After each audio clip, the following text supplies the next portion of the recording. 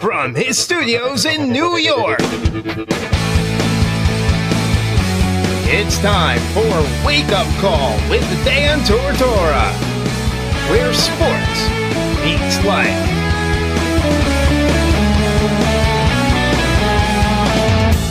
Here's your host, Dan Tortora. Welcome here to Wake Up Call with Dan Tortora on wakeupcalldt.com, your one-stop sports shop, and on mixlr.com/wakeupcalldt. Happy to be here with you this morning and every single Monday through Friday from 9 a.m. to 11 a.m. Eastern Time. We had to drop off my sidekick, the pup, this morning, so that's why you're hearing me a little bit later here in the studio. One of the hardest things to literally do is drop your dog off at the dog groomer. And people might think that I'm nuts for saying that, but it is. It's one of the hardest things to do, in my opinion. One of the hardest things to do. So we dropped her off, and it was a pain in the butt, and I don't like it, and I'm not a fan, and I don't ever want to do it again, so don't make me. That's how I feel. So it's tough, man. It's really tough. So, but we dropped her off. And, oh, man, it sucks. So, if you have to drop your dog off at a grooming place or at the vet or whatever, I treat my dog like family. So, she's my daughter, in my opinion, and that's how she treats me. So that's how I am. And I'm just not cool with this stuff, man. I'm just not cool with it. So it's not fun, I don't like it, and it may be the annoying moment of the week. So, welcome here to the show on Wake Up Call with Dan Tortora on wakeupcalldt.com, your one-stop sports shop, and on mixlr.com/wakeupcalldt. If you haven't become a member, make sure you do so by going to mixlr.com/wakeupcalldt and connecting with the show there. You can connect 24/7 by becoming a member, so make sure that you do so. And do that right now while you're listening in. So, with that being said, in the morning menu, proudly presented by the Market Diner on 2100 Park Street in Syracuse, New York, in the regional market across from Destiny USA, it is our time to get into the annoying moment of the week, which is the first thing that's going to be jumping off in today's show. The annoying moment of the week, and I got a little message before that, so we're going to do that. We're going to do the annoying moment of the week. And we are going to get into the Jacksonville Jaguars interviews after that. My one-on-one conversations with the gentleman, safety Barry Church. He's going to talk with me about that hit that he put on Rob Gronkowski and what he took away from it and what he thought it was. So, you're going to hear his side of the story. Tight end Marcedes Lewis is going to be joining me, the only man that's been with the team for a decade's time between 2007-08 when they made the playoffs and 2017-18.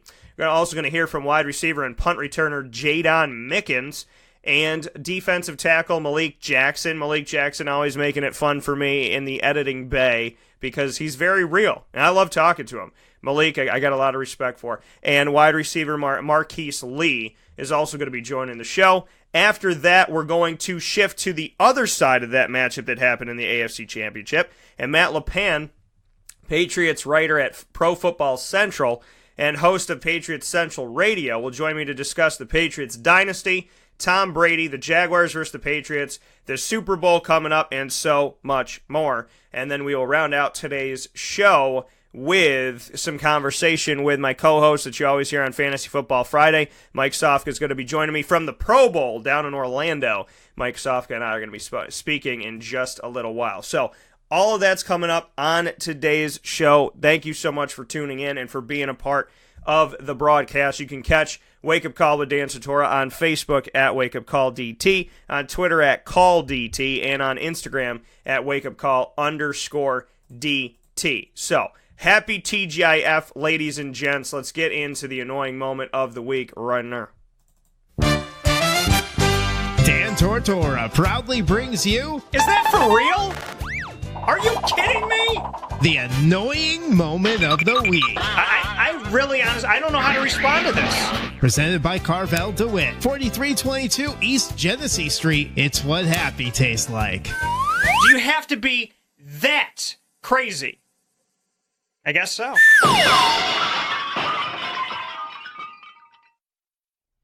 Today's Annoying Moment of the Week, proudly presented by Carvel DeWitt on 4322 East Genesee Street in DeWitt, New York. It is what happy tastes like, and it's the home of the Dan Tortora Special Sunday, the Wake Up Call Sunday. You could get, it's very weird for me to say my name in third person. I'm not one of those people. So the Wake Up Call Sunday, you can get that by going to Carvel DeWitt, 4322 East Genesee Street in DeWitt, New York. And you can go and get that any day of the week. Don't let the cold weather fool you. It's 16 degrees this morning. That doesn't change the flavor of Carvel and how amazing the Wake Up Call Sunday is. Chocolate, vanilla, or a twist. Soft serve, topped off with cookie dough pieces and caramel swirl. My two signature toppings on top of the Wake Up Call Sunday, only at Carvel DeWitt. So make sure you get out there and try this Sunday today. With that being said, the annoying moment of the week for this week. I feel like I'm going to have a few. I feel like there's a few scoops of the annoying moment of the week. The first one's got to be what I just went through. Dropping the dog off. And it doesn't just have to do with that. It's about customer service. Can we talk about customer service for a second here, people? When I drop the dog off, when I drop off my little baby, my daughter, Lily, love her, I'm bringing her over there. And this could be in any situation, right? Any type of scenario. You're bringing your kid to daycare. You're bringing your dog off for this. You're doing this. You're doing that.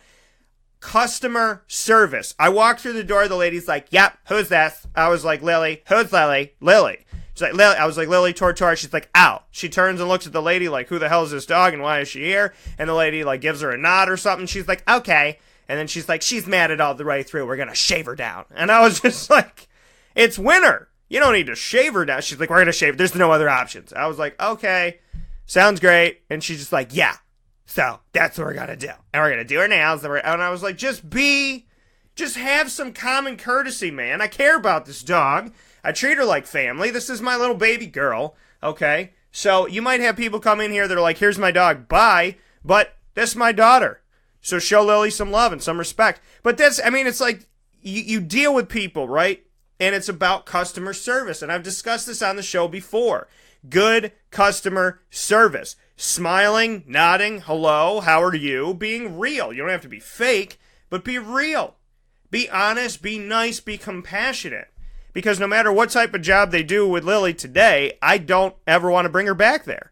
Because of the level of just like, because it's just rude. She's like, we're going to take her pretty much down to skin, okay? It's just, it's not, it's like ordering, this is on a very lower level, but because my dog means a whole lot more than this. But it's like ordering a beer and somebody going, you're going to get fat if you drink this, right? You're going to get fat and you're going to smell weird and people are probably not going to want to be around you if you have a lot of these. It's like, okay, well, thank you, bartender. I would just like one. Can I just have one? I'll give you an example. I went to a liquor store, and I've never been back there since. I have no desire to ever go back there because of this. I like Moscato.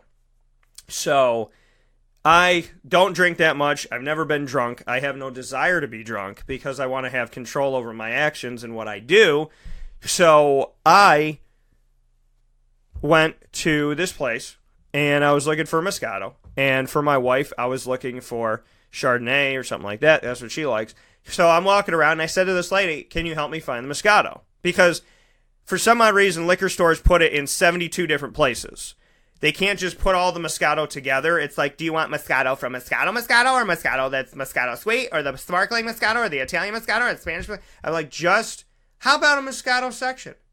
How about I don't have to spend 35 minutes walking through? I feel like I'm going through a bookstore when I go into some liquor places.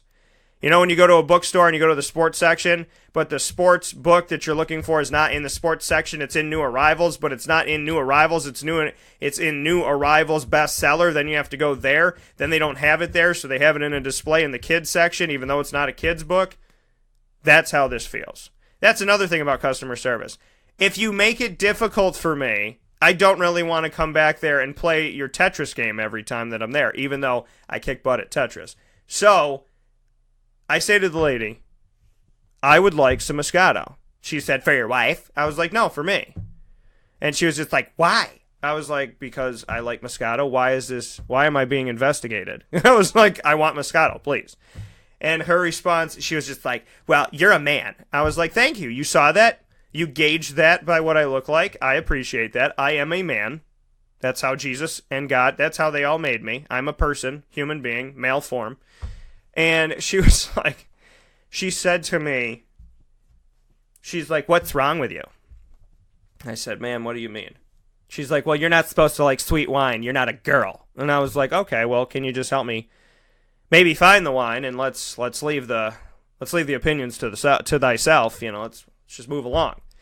So we're walking around, and she's like, "Well, women like that one, so you'd probably like that one, and girls go crazy for this one. This one's too sweet for me, but you probably like it." And she looked me up and down, and she's like, "Mm-hmm." She looked at me and said, "Your wife is going to have to fix you because there's something wrong with you that she likes dry wine and you like sweet." Needless to say, I don't know what the hell I think I got something for my wife, maybe. I don't even know. I walked out of there because this lady's a total idiot. I mean, customer service is number one. You don't make a sale by derogatory nature. That's not how you do that, okay? I had to drop my dog off today. Felt horrible about it. Had to start the show late. Got to the studio late this morning because I didn't want to do it. And I'm sitting here saying no matter what they do with her, and hopefully they take care of her, but you shouldn't have to leave a place going, "I hope they take care of my dog," right? You shouldn't walk into a store and say, "I hope they treat me with respect when I'm looking for something." But that's what it comes down to. It's all about customer service. I will never forget bad customer service. I'll never forget it. Good customer service too. I remember them both. But I will never forget, there's a movie theater I go to where the manager is a total delinquent. He's a complete wrong fit for managerial status. But I like the place. So I go to the place. But every time I see him, it brings me back to how he treats people. And me going, this place would be run a whole... And then whenever something goes wrong in the place, I'm like, it's probably because that's your manager. But, I mean, it's because you think about it. Everything starts at the top. And when you learn the character and the personality of the people at the top, and it's not positive, and it's very disrespectful and ignorant and naive and rude, then when you are dealing with people that are serving you, you're like, well, this didn't work out, this didn't work out, this didn't work out right. Probably coming from Jamoke that's up at the top of this ship here. Because when your captain doesn't know how to steer your ship correctly, people start falling off the boat. So it's just reality. It's customer service, right? I do game show night every Thursday at Muddy Waters at 7 p.m., and it's customer service, right? I want to make people laugh, want to have some fun. You try to be efficient. You go around, you give everybody the information that they need. You tell them how to play. You welcome them into playing. You offer it to everybody. You let people have a few extra minutes to sign up. You hand out the sheets. You ask the questions. And you go back and forth with everyone, and you make sure everybody knows the rules. They know what's going on, and you make it fun. I could stand up there and be like, what is the first some of the people saying? I can look, but the way you look is the way people respond to you. If you're having fun, they're having fun. If you're having fun and they're not having fun, that's their loss. Because they'd be crazy not to. It's an easy game. It's Family Feud meets Pictionary. You don't have to have much of a brain to be able to play Family Feud and Pictionary. That's the beauty of it. When people are like, trivia and this, that, and the other thing, sometimes they get hard. The trivia that I have every Tuesday upstairs from Muddy Waters at Sammy Malone's at 6 o'clock is not difficult. It's intermediate. You got to know something, but you don't have to know these crazy answers. And, I've always had people say, you make trivia fair. It's not just about what you like. It's about sports, music, movies, pop culture, all that stuff. It's a little bit of everything. And you make it fair and you make it fun. And I said, thank you. I ask questions that I feel like I could answer without using my cell phone. Or that I could at least give an educated guess to. I want to be fair. And with playing game show night, same thing. Being fair, being fun. Customer service. Hi, how are you? Thank you for coming. Thank you so much for playing in the game. How may I help you today? What's going on? It's all about that stuff. That's what makes it. And the thing is, being in a place like, shout out to Sam, the bartender at Muddy Waters. She is always on her stuff. She knows what she's doing. So she makes my life easy. Because I'm running game show night and she's running around getting food to people and doing this, doing that, and doing the other thing, and making sure that you have the right drink that you ordered and whatnot in a timely fashion. Those things, teamwork, helps the ship run. And that's a huge part of what we do, and it means a lot to what we do. So, It's things like that. It's customer service. So I guess the annoying moment of the week has to come down to customer service. It has to. Because there's such a lack of it. There's this mentality when you go into like a restaurant and certain places. Now, I feel very privileged to work with really good restaurants. I don't send you into places where people don't care. As I said, shout out to Sam and shout out to the work that they do at Muddy Waters. Shout out to Sammy Malone's because they make sure they take care of everybody. And even me, when I'm hosting an event, normally they might leave me alone and be like, he doesn't need anything. Let me just take care of the people that are here. No. Sammy Malone's, they come right over to me. Are you going to order food today? Here's your water, or whatever you usually drink, here it is.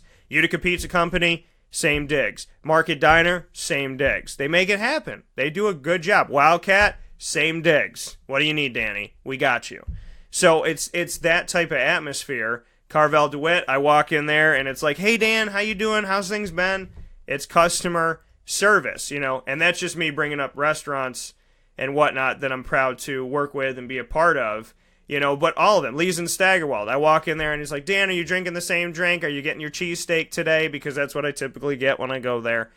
Those things matter, that people remember your name. They remember what you usually get. They say hello to you. It seems like it doesn't seem like rocket science, but it needs to be done. And the customer service that I get, people don't know I'm a business owner always. The lady I just dropped my dog off to doesn't know I'm a business owner. She doesn't know what I do for a living. But I'm sitting here on the radio right now being like, hello. So, you got to, and the thing is, I'm not going to mess up her business and this, that, and the other. I'm not going to say the name of where it is. But it just comes down to customer service.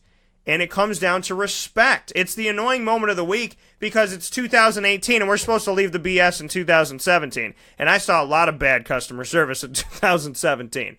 So I'm here to say, let's be better than that. Let's make up for that. And let's figure out how to be a little bit nicer and a little bit kinder to the people that are spending money in your establishment. Right? You want a personality to do game show night. You want a personality to do trivia. You want a personality to do your pregame show. I like making people laugh. I like smiling. I like having fun and engaging people and having a good time. I like when people get into stuff and they're excited and they're having fun. That's what it's about. If you're going to spend an hour with me, I want you to laugh. I want you to have fun. If you're going to cry, I want it to be happy tears. And I want you to go back on, I'm so happy that I came out and did this today. I'm going to come back next week. I'm going to come back tomorrow. Yes, good job. That's what everybody wants. We want to feel like we're appreciated. You go in the grocery store and you want them to be like, hey, Dave, how you doing? How are the kids? I haven't seen you in days. How you been? That's the stuff that we love. Oh, my God. Somebody knows us in this universe and cared about us. And we left an impression that was good enough for them to say, we remember this person, we remember their name, we remember they have kids, and we remember we haven't seen them in a couple weeks. And we normally see them every Thursday. So, if you're a business owner, or you're any person in America, because most of us have jobs, just remember that the people that come to see you today have a direct effect on your business tomorrow. And the way you treat them is essentially the way you're treating all of their family, all of their friends, all of their coworkers, all of their colleagues, and in my case, all of their listeners. And viewers, and readers, and social media. Lots of people in here. Like tens of thousands of hundreds of thousands of people that we have touched in some way, shape, or form through Dan Tortora Broadcast Media. Again, you never know who you're dealing with. And I remember I went to this one place, and this'll wrap up the annoying moment of the week. I found a piece of glass in my salad. And I was at this restaurant that had moved. It was in this other place before. It wasn't a bad restaurant. I liked it until that day. And so I'm biting down on my salad. And I reach into my mouth and I'm like, what is so hard in my salad? So I'm thinking, because my aunt found a nail in her salad one time, and it was funny because it was the same color as red cabbage. So gross. And so I reached into my mouth and I pulled out a piece of glass. And not like a piece of glass, like a substantial piece of glass. And it was somewhat rounded, which is good. So it didn't cut the heck out of my mouth. So I take it out, and I put it down on the table. And my mom and my wife, who wasn't my wife at the time, I think we were just dating, my mom and Kate and my dad are all sitting with me, and they look at this piece of glass. So I call the waitress over, and she kind of, she says sorry, but not much, and then she just kind of walks away. So I wait like a half an hour, and I'm thinking she's going to go tell her manager, oh my God, there was glass, you might want to go to table 15, right? Or whatever the hell table we were at. I'm just making up the number. And nobody comes. So I wait till the end of the meal, and I said, can I speak to your manager? She said, why? I was like, I just want to. Manager eventually comes out. She's like, yeah, what's the problem? And I told her, I was like, well, there was this piece of glass in my salad. And she was like, yeah. She's like, and your server already took care of your bill and took it off the bill, so what's the issue? I was like, the issue is that there was glass in my salad. And she looked at me, and I said, I gave you a half an hour to come out here to apologize that there was a piece of glass in my salad and to at least care that there was a piece of glass in my salad, and you didn't come out here to do that, so I'm a little bit disappointed. Well, as soon as I said that, she changed total tune. Got defensive, different body language, started to get rude. She was like, let me go back. She goes back into the kitchen. She goes, there's no broken glass in the kitchen. I don't know where that glass came from, but it didn't come from here. Insinuating that I brought the glass with me, put it in my mouth, and pretended that it was in my salad because I wanted a free meal because I would be a psychopath. And so I was like, so now she thinks I'm lying. This is great. Fast forward, she looks at my mom, she looks at my wife, she looks at my dad, and she says, well, if some people aren't going to come back here, hopefully I have made amends with the other people at the table. And I'm looking at her going, these people are my family, right? So, and you're distancing yourself from me and pushing me away because there was glass in my salad that you can't find, that you're not sorry for, that doesn't matter to you, that has pissed you off, but you didn't have to put it in your mouth and almost swallow it. So what did I do wrong? I show up to your restaurant, I eat your food, there's a piece of glass in the food. It could have affected me in a bad way. By the grace of God, it did not. I wanted you to say that you were sorry about it and actually care that it was in there instead of just waving it off. And your response is, well, if you never come back, I hope your family does. Needless to say, that place is closed right now. They closed about a year or two after, and as far as I know, they don't exist anymore. They had more than one establishment, and all of their establishments are gone because obviously they treat people well. But that's what you see. I mean, you experience it, and we all have those stories. I'm not a difficult customer. If something's a little bit cold, I'm like, whatever, I'll eat it. If something's not exactly how I want it, or they put a different sauce on it, I'm like, you know what, whatever, I'll eat it. If it's like the chicken is rock hard, I would be like, and I apologize profusely. Oh my God, I'm so sorry, my chicken's a little bit cold, I'm so sorry, I'll go put it in the microwave myself, I'm so sorry, because I don't want people to spit in my food. Because I don't trust every place that I go to. And then when you feel that way, you stop going to those places. But that's why it's imperative for me, when I tell you I work with good companies, whether it's a food company, a car company, an apparel company, whatever it may be, when I say I work with good people in the community, I'm telling you the truth. Because I can't sell something that is glass in the salad or ice cold chicken. Everybody makes mistakes. Everybody makes mistakes. But I would never send you to a car dealership where they're going to sell you a lemon. I wouldn't do that. I buy from the dealership Honda City of Liverpool. That's where I buy my cars from. That's where I've always gotten my vehicles from. So I'm not buying a Ford and going, you know what, Honda City of Liverpool gave me more money to sponsor. So yeah, Honda City. I drive a Honda from Honda City of Liverpool, and that's where I go, and that's who I like, and I appreciate them very much. And shout out to the team over there because they make you feel like a person when you go in there. And it's all about customer service. So the moral of the story for the annoying moment of the week, which is shortened to AMOW, is to have good customer service. We all have funny stories, and I can spin any of this stuff and believe that I can get you to laugh off of these things. But the non-funny part of it is that these are real people doing real things inadequately.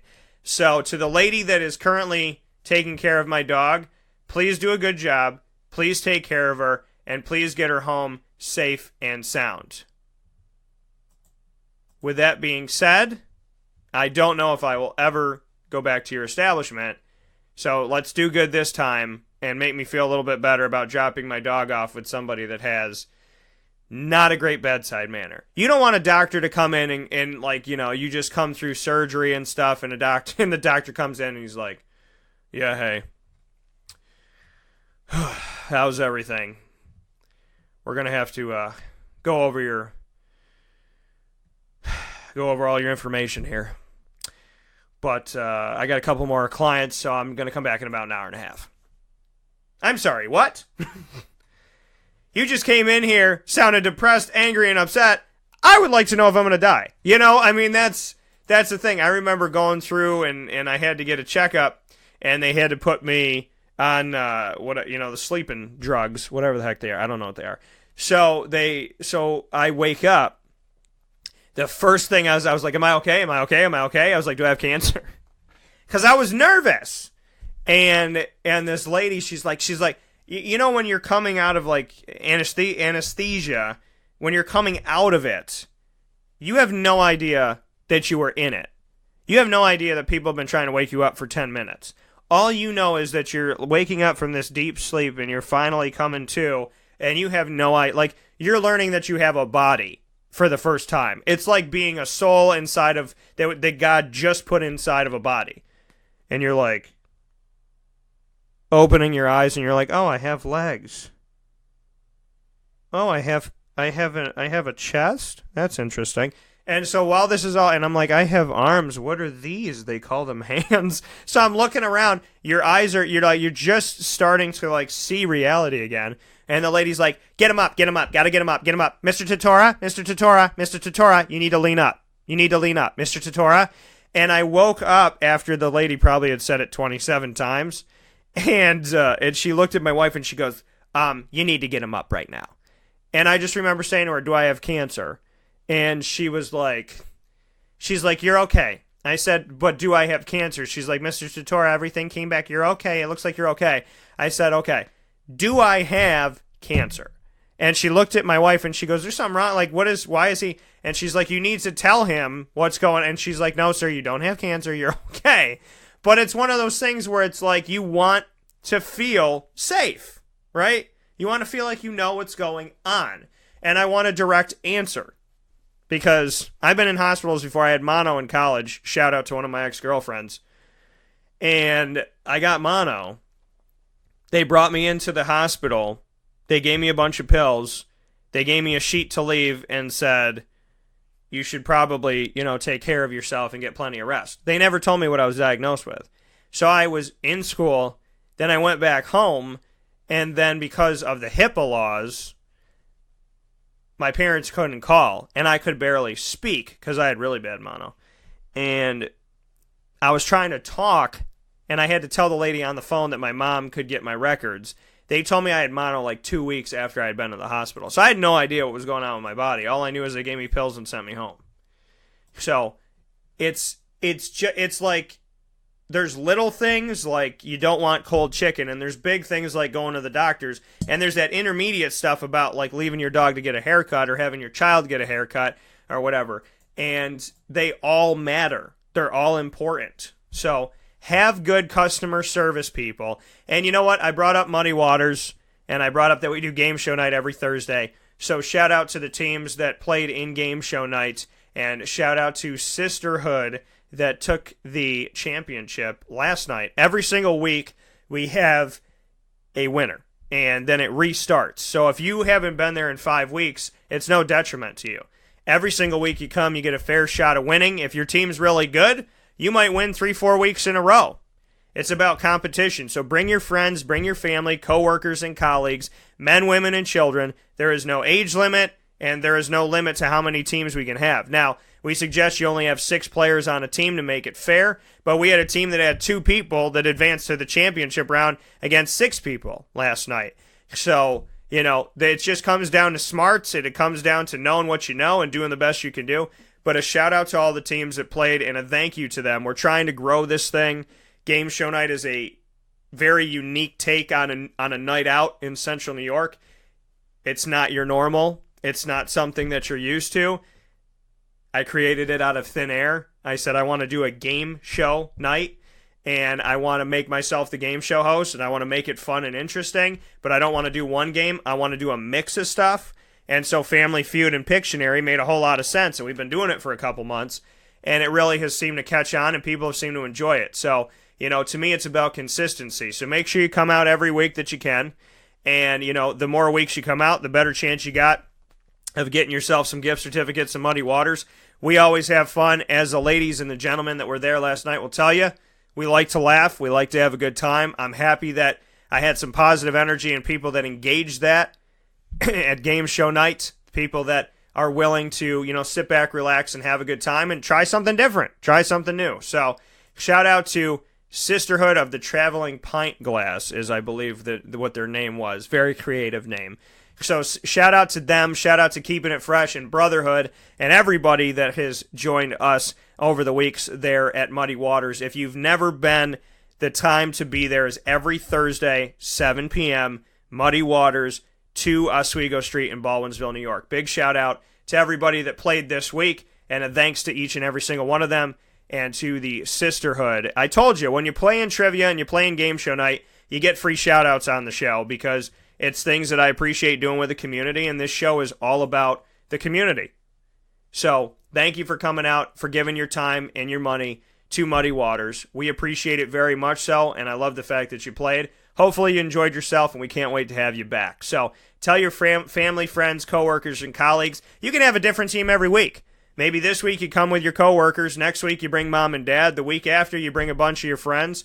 Whatever it may be, make sure you come out to game show night and try out Family Feud meets Pictionary in a mixture that always brings about laughter, a whole lot of fun, and some very interesting responses when it comes to answers that I get. So, thank you so much for being a part of it. We'll be back in just a moment to hear from the Jacksonville Jaguars. This is a wake-up call, Fast Break. Carvel DeWitt, it's what happy tastes like. Do you know why? Because we make ice cream. Creamy, rich, flavorful ice cream. Not yogurt or iced milk like some of our competitors. Ice cream. Fresh, by hand, daily. For the calorie conscious, we have something new for you. Our new Carvelite. Same great flavor, creaminess, and texture of our regular ice cream with only 35 calories an ounce. So whether you want an ice cream cake, flying saucer, dasher, carvalanche, hard or soft ice cream, we will satisfy your craving with our fresh, handmade regular or new Carvelite ice cream. Carvel DeWitt. It's what happy tastes like. Clothing that will change with you without you having to change. DreissigLady.com, DREISSIG Lady.com. With the Bamboo Line Relaxed Fit clothing as well as the Athletic Fit clothing, DreisigLady.com is fit for any woman, any time of the day, anywhere. Whatever you're doing, whatever your day commands of you, command yourself to feel comfortable in Dreisig Lady Apparel. DREISSIG Lady.com. For all the women out there, feel good in what you're wearing. And don't feel like you have to constantly change throughout the day. Whether you're a stay-at-home mom, a business owner, going for a jog, going for a meeting, or just relaxing at home, DreisigLady.com is the right fit for you. DREISSIG Lady.com.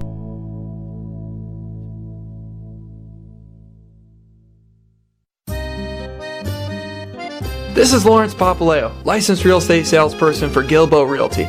Call our home office at 315-752-9513, or better yet, call or text me directly at 315-748-2524. Let me ask you a question, Lawrence. If I needed you to help me buy a house, find the right place, could you help me do that? Joe, I'll help you find your dream home. You don't ever say my name on the radio, never. If I needed to sell a house, could you help me go about that the right way? Yes, I can. How do they get a hold of you? Call me directly at 315-748-2524. But you also do the commercial property. So if I got a business, couple businesses, got to take one here, move it over there, do this, do that, are you going to help me buy and sell my commercial property also? Yes, sir. I like that. What's my name again?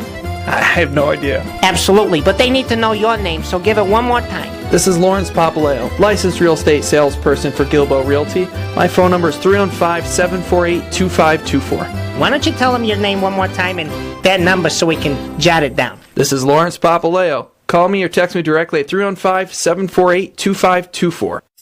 The Market Diner prides itself on bringing the local community fresh ingredients that are better than going elsewhere. Open for breakfast, served all day, lunch and dinner with daily specials. The Market Diner is located at the Regional Market on Park Street, right across from Destiny USA. For takeout, call 315-474-5247. The Market Diner. Local. Fresh. Better.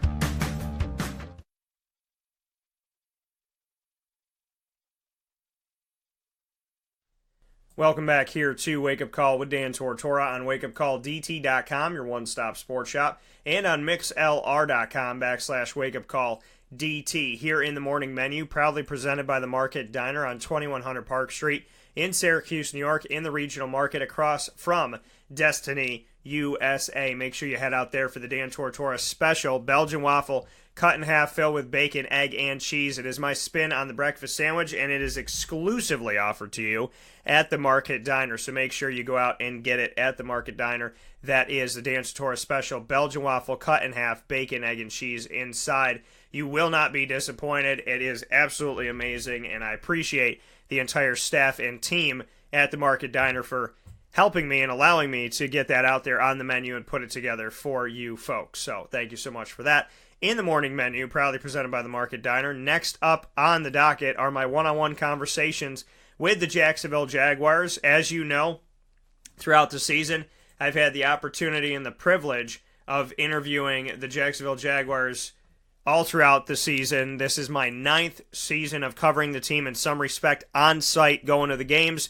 This year, I went with them throughout the regular season into the NFL wild card, the NFL divisional round, and most recently the AFC championship game. So I've spent a lot of time with these Jaguars over the past few weeks, and I've had an opportunity to be able to share those conversations with you, and I thank you so much for being a part of it. So to all of my Jags fans, thank you for listening. To all my Duval fans, thank you for being a part of the show. And for everybody in general, NFL fans, sports fans alike, or people that just like tuning into the broadcast because Wake Up Call, offers them something different and innovative and unique. Thank you for listening to the show as well. So, with that being said, it is now time to hear my one-on-one conversations with the Jaguars following their remarkable season. They multiplied their win total from last year by 4 times. 3-13 last year, 12-7 this year, and just a few points, 4 points kept them out of the Super Bowl for the first time ever it would have been for them. So, with that being said, Marqise Lee and I will start off our conversation on a lot having changed since the first time he came on to the Jaguars. Yeah, I mean, it's just positive. Yeah. You know, having the ability, to see change within the organization over time I've been here has been amazing. You know, I always believed us as a team had the capability of getting the job done early in the years, but obviously we needed some things in order to get this team going, and which we did this year. And I feel like we ended on a good note. I mean, it's not ideal what we wanted, you know what I'm saying, but at the end of the day, nobody believed we was going to make it here, and look where we're at. Do you see, a future for, this team and coming back and having other opportunities in games like this? Yeah, I feel like with this team, man, the only thing for us is you can only make this team better and better. What can make you even better moving forward? Is there anything you can pinpoint? I mean, my thing is just adding on. As much as depth that we can, as far as within our positions and things like that. Just people who's capable of actually coming in and just producing. That's really about it. As far as capability and players that we got, I feel like we got certain players in which we're good with right now, and we'll be fine. And I got to ask you about the receiver core. When Allen Robinson went down, Hearns has been injured. You've had your injuries throughout the season. To see guys like D.D. Westbrook step up and Jaydon, Mickens, and Keelan Cole, just what you can say about some of these guys who weren't given the credit coming in, but obviously were a big help to you. think that's the best thing about it. You know, us coming out when A-Rob got hurt, a lot of people didn't have faith in those guys. And I'm talking about for the outside. And that's, I mean, it's just something you can feed off of. I mean, they've been doing a great job this year as far as stepping up and doing what they're supposed to. You gotta learn. It's a learning process. You know, you got kids who are coming in as far as young, first year, things like that. It takes some time to get acclimated. And once they got acclimated, clearly you see them get off. How much help has Leonard Fournette created for this offense and for the receivers, in your opinion? He created a lot. The run game go crazy. You know what I'm saying? I'm just saying, like, he's giving us a great opportunity as far as doing play action, things like that, you know, with him being in the capability, the position that he has. I'm going to go out there and run hard 24/7, you know, and I'm going to go out there and block my butt off for him. But, I mean, him being on his team, picking up blitzes and things like that, giving us extra opportunities to go out there and make plays, it's big. Just what you could say about Blake. He's taken more than his fair share of criticism. Just what you can say about him as your quarterback. Man, Blake did what he's supposed to. In all honesty, I feel like the whole year, when it was time in which he needed to get right and get a score, I felt like he did it. I mean, if that's not with his feet and creating plays, he made passes in which he did. A lot of people on the outside don't have faith, but clearly he showed you. We got to this point with him. Your teammates believe that this is not a fluke and that this is something that's a next year thing to be stepping here and hopefully having a better situation. What's your stance on that? Oh, yeah. We ready.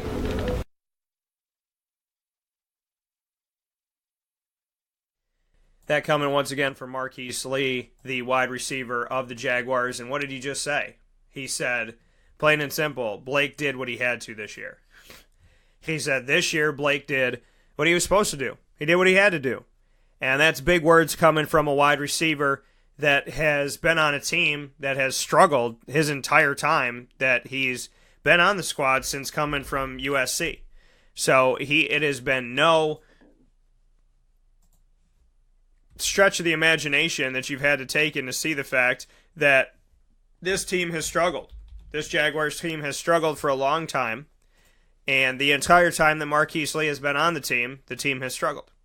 So for him to see this team rise and see this quarterback and to give respect where respect is due is much appreciated. You know, and I've spoken before about Marqise Lee and about his attitude, and you know, he almost got the team in trouble, almost lost the game for a team with taunting and whatnot. And, you know, he was a talker at the beginning of this season, kind of flashy and this and that. Well, I didn't see that in the past from Marqise. And Marqise and I have always spoken with each other, and there's always been mutual respect. You know, I shake his hand, and he says, "You already know." I said, "I appreciate it." He said, "You already know." Marqise and I, since he was drafted, have spent time speaking with each other. And I appreciate it, and I thank it. And I saw his personality kind of change a little bit ego-wise at the beginning of this season. At the end of this game, he was giving respect to Leonard Fournette, as you heard. Blake Bortles, as you heard. This team, as you heard. This unit, as you heard. And speaking on the fact of him having a future with this team. And it's him and Allen Robinson, whose contracts, they're unrestricted free agents. Jaguars want to keep them, they got to lock it up. But it's good to hear the Marqise Lee that I'm more familiar with knowing at the end of this season. And it's good to see that. So shout out to Marqise for caring about this squad and being a part of this squad, and hopefully you get to continue to do that in your future. Jaydon Mickens is up next, another wide receiver of the team. He is filled in the absence of Allen Robinson this season, in the absence of Allen Hurns at times and Marqise Lee at times, he's had to fill in. This man who was an undrafted rookie who was sleeping in his car because he didn't want to get an apartment because he didn't know if he was going to be able to keep the job in Jacksonville and didn't want to waste that and have to break a lease and have to pay for all this stuff, all the while trying to follow his dreams. And he's here with me right now, Jaydon Mickens, somebody who is already one of my favorites. And getting his first crack at the NFL, first crack at being on a team that advances to this portion. He's a young guy in the NFL. Just what he could say about having his first crack at a game like this, so young in his career.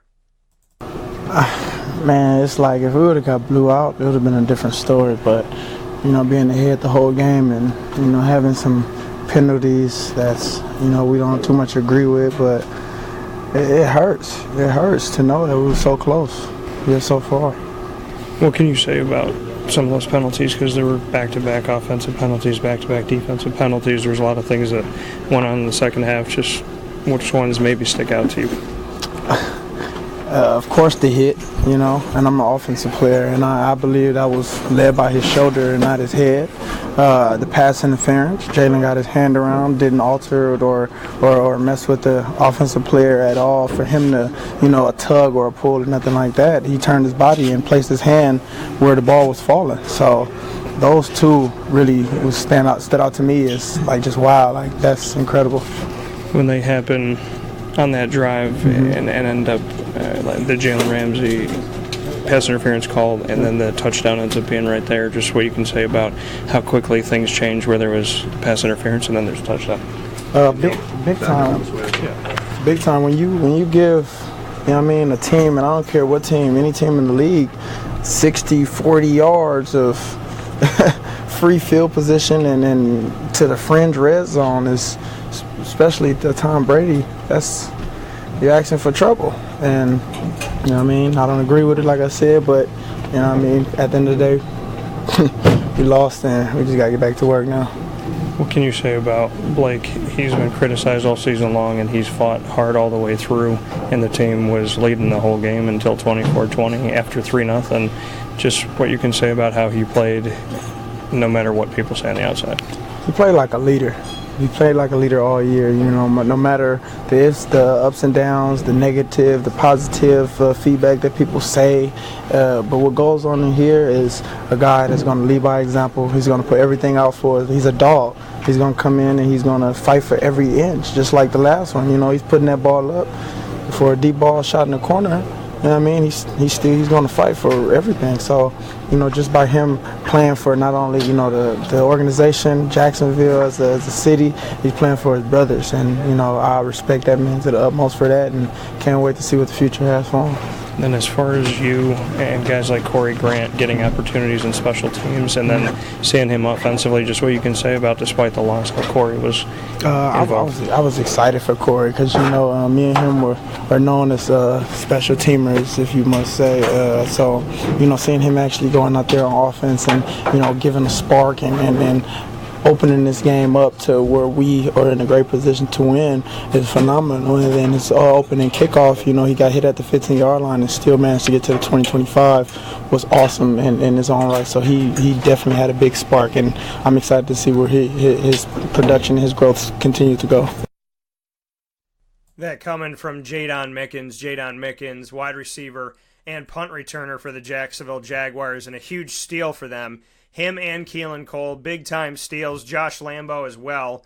You get some of these guys on your team. You make those moves. You pay for Calais Campbell. You pay for Barry Church. You pay for A.J. Boye. You pay for Malik Jackson. And then you get some huge, huge steals in Keelan Cole and Jaydon Mickens to go with those other positives that you were bringing in. So this team's made some really good moves. I give them a shout-out. I said, listen, there's nobody that makes better moves or knows what the hell is going on better than the New England Patriots.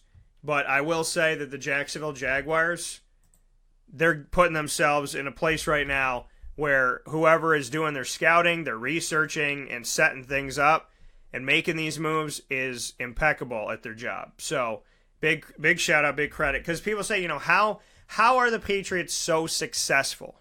And the fact of the matter is they make really, really good decisions, and they're extremely smart and hip to the game. They know what's going on, and that's what helps them to move forward. Well, the Jacksonville Jaguars, they're getting pretty darn hip to the game, aren't they? We'll take a step aside for a fast break and come back with Marcedes Lewis. This is a wake-up call, fast break.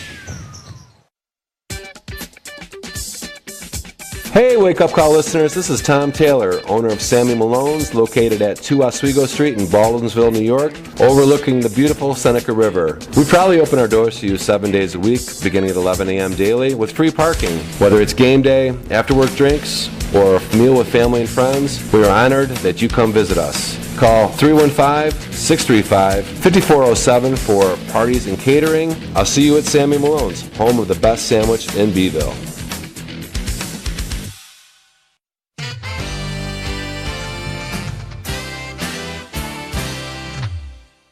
Hi, this is Domenico Vitali, owner of Giovanni's Formal Wear, where you look great and feel even better with our renowned tailoring and alteration services on any suit or any tuxedo from anywhere. Call 315-455-8729. That's 315-455-8729. Stop in locally on Route 11 in North Syracuse, next to the Ponderosa Plaza, where you can choose your style, get fitted, and tailored, all at Giovanni's Formal Wear.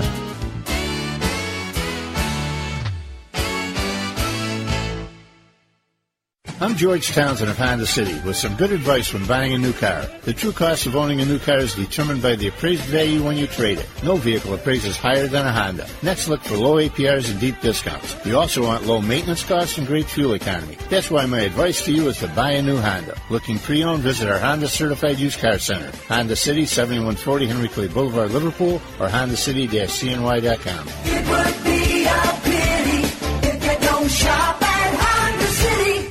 For all of us that have always wanted our favorite restaurant to come to us, it's now a reality in Central New York with It's a Utica Thing, with Utica Pizza Company bringing their wonderful recipes that they've handed down through generations to you, to your event, to your business, to your home. It's a Utica Thing, proudly bringing Utica Pizza Company on wheels to your location. Call 315-738-8946. That's 315-738-8946 to bring Utica Pizza Company to your doorstep with It's a Utica Thing.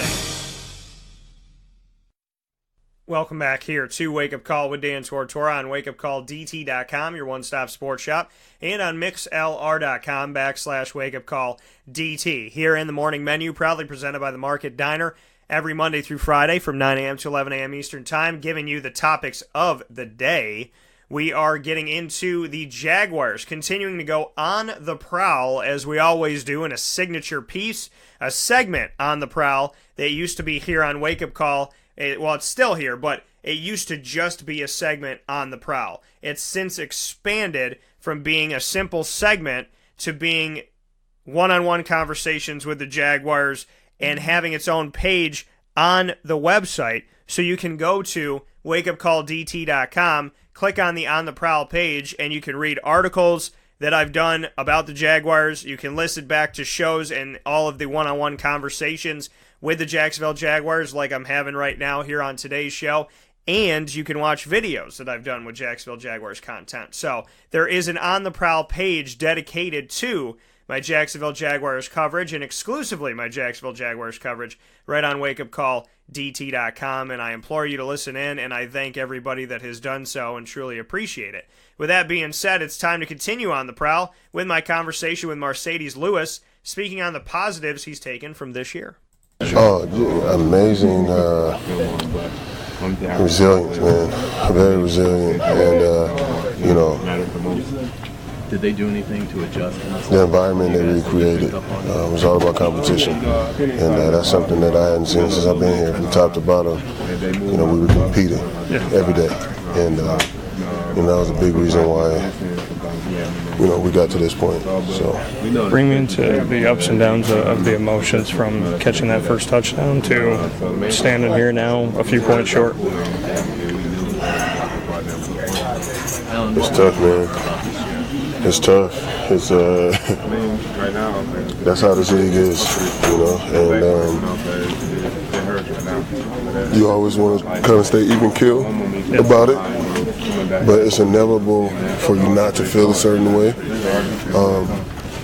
You go from being, you know, excited to dejected that fast. And that's really it, man. You've had a bunch of different quarterbacks thrown your way over your entire time with Jacksonville. What can you say about Blake? Love him, man. He's a winner. He's a good dude, coachable. You know, to watch his progression from, you know, where he was to, you know, what he showed this year, I'm just proud of him. he puts his hard hat on and works every day, and you can't ask for nothing more than that. Corey Grant had done some good things in the offense in this game, and he credited you with a big part of that. Just what you can say about you guys looking out for each other. You've spoken to me a lot about a brotherhood on this team, and just what you can do to open up plays for yourself, for Hearns, for Grant. So many different guys got involved this season. Yeah, I mean, that's what it's about. You always got to look at the bigger picture, and go outside of the scope where your fishbowl. And that's one thing about us. It was about everybody else, and that's how we got to this point. So, what is it about this team that you feel can get back to this point? A lot of your teammates said we know what it feels like to be here, and we expect ourselves to be here. It's not a fluke in the minds of your teammates. What can you say about it? The work that we put in, it's no accident. We really pushed each other to be better every day and be the best version of ourselves each day. And, regardless if we had victory or faced defeat, we dealt with both the same. And, even in our defeats, we were learning. So it's either we're winning or we're learning a lesson. And we really, it sucks, man. We put so much into it, and nothing to hang our heads about. They made more plays than we did, and we had our opportunities. So. That coming once again from Marcedes Lewis of the Jacksonville Jaguars, the only player to have been on the Jacksonville Jaguars when they last made the playoffs in 2007-08, and being on the team here, the only remaining player from when they made the playoffs a decade ago, Marcedes Lewis. And I spoke with him almost a decade ago, fast forward all the way till now. So when I first started covering the Jaguars, I was talking with Marcedes Lewis, and now in 2017-18, still speaking to the man who I feel more than appreciative and more than honored to have in my history. Just a stand-up guy, and a guy that I really enjoy talking with him. I appreciate his time, and I just, when it comes to leadership and it comes to, he has seen everything in Jacksonville. He has seen the low of the low, and you couldn't get any lower, and you got lower. He's seen some highs, some moments, some hopes, some dreams, some and then a few points away from being in the Super Bowl. So shout out to his determination and his perseverance, because it's paid off. Marcedes Lewis, the man who bridges 2007-8 to 2017-18. And God bless him. And he scored in this game, got a touchdown against the Patriots in 2017-18 in this game, and a wide open touchdown. So big shout out to Marcedes Lewis, who's done a heck of a job. Next up is Barry Church, the man who has been talked about all over the place for the hit on Rob Gronkowski. Safety Barry Church and I are here to discuss that and so much more with you. In his first year with the Jaguars, what he had to say. This there's no more victories in this one. It sucks all around, especially being this close to the championship and losing like this. Losing on the last couple of minute touchdown to a great player and a great team. So it sucks all around, but we know we can get this far as a team. So if we can just build on this for next year, and get each other to not want to feel this way ever again when we make it this far, because next year we'll definitely be back. We got the team to do it, so we know we can accomplish it. We just got to go out and do it again next year, and hopefully we'll do it a different ending this next year. What makes you believe, because you've echoed your other teammates' sentiments, that this team can get back? What makes you believe that? We got a great core nucleus. We're young, mixed with we're a great young team mixed with great veterans that kind of feed off of each other. We've been doing that all year. A lot of our leaders on the team are only 5th and 6th year, so they feed off of the older guys like me, Calais, and AJ, and then they keep it going. So we just know that we got a young enough team to be able to do it, and then just one more year of that added experience, especially this playoff experience, will help us in the end. And just got to go back to work next week, or go back to work and try to find a solution. Bring me into that play with Gronk and just what you took away. We were man-to-man coverage. I'm in the middle of the field, so the free safety is responsible for, numbers to numbers. And they tried to throw a seam to him. I broke on the play. It was a great ball because he threw it high and away from the defender. So when he caught it, he was kind of stretched out like this. So I felt I had time enough to launch into him with my shoulder. I felt like I led with my shoulder and dislodged the ball, and that's what I did. I went in there shoulder first, hit him, dislodged the ball, but they felt that it was too much contact to the head, I guess, and they ended up throwing a flag on me. But it's tough, man. It's tough because if you go too low on the guy, you're considered a dirty player, and you can risk guys' knees like that. If you go too high on the guy, it's unnecessary roughness. So they want you to hit between here and here when we're all moving 100 miles an hour. It's pretty much impossible. But as a player, as a safety, I gotta I guess make a better decision with that. But you don't want to just let the guy catch the ball and then tackle him. You don't want to do that. So. Yeah. It's tough, but I guess I gotta figure out a different way to approach that hit. When you look at the secondary in general, trying to be physical, and a lot of plays that were called, some of them setting up opportunities for touchdowns, just what you took away. Yeah, it was a lot of, in my opinion, questionable pass interference calls. But it's tough. You can't really. If that's what the refs feel like it is, that's what it is. So and there's no blaming the refs, at all. They play. The Patriots beat us, fair and square. There wasn't no, blaming anybody. But there was a couple questionable calls. But at the end, we got to make plays as a defense to go to the next level, and we weren't able to do that today. That coming from Barry Church. Barry Church giving his thoughts on the game, on the hit, on what happened with Rob Gronkowski, and I agree with him. And I brought it up multiple times on the show this week. Is that how are you going to run at somebody? You can't hit him from the neck or above, that's targeting. You can't hit him from the waist or below because then you're trying to take their legs out, and you get regarded as a dirty player by fellow people in the NFL, by your peers in the NFL. You get looked at as a dirty player if you try to go below the waist. So you have to go under the neck, above the waist, in that torso.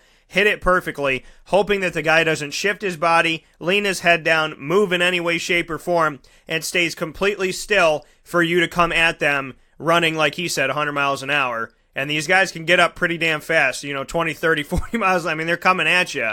200 pounds, 30 miles an hour, that's going to hurt. So I don't think Barry Church was trying to hurt anybody. And I'm not saying that because I cover the Jaguars. I'm saying I cover the entire NFL. And I'm going to tell you what the truth is. I call a dirty hit a dirty hit. I don't think he was trying to hurt him. It's unfortunate what happened. I'm sure he knows and feels that it's unfortunate what happened. But at the same time, I think that he saw a big guy like Rob Gronkowski saying this guy doesn't drop anything. This guy makes very minimal mistakes. So I'm going to hit him as hard as I can to get him to drop this ball. I don't think he was going for his head. If you go back and look at it, he led with his shoulder. And, you try to dislodge the ball with your shoulder or your elbow. He jumped with his shoulder, and the heads happened afterward, and Rob Gronkowski's head was tilted downward, so that makes it a little easier to knock heads with somebody. So just trying to state the obvious fact that I don't think that this was a purposeful act, and I think that those who think that he's a dirty player and this and that and should be fined and whatever, they need to understand the fact that if you don't know Barry Church, you can't really say anything about it. When you go back and you look at the tape, you have to really think to yourself, is this a statement that I'm making because I'm a fan of the Patriots, or is this a reality statement? Because the reality check of it all is looking at that play and saying, he didn't try to hurt anybody. He was trying to get him to drop the ball, and he did. And it's just unfortunate what happened after the fact. But I don't think that Barry would sit here and tell you that he doesn't wish him well and hope that he's okay by any stretch of the imagination.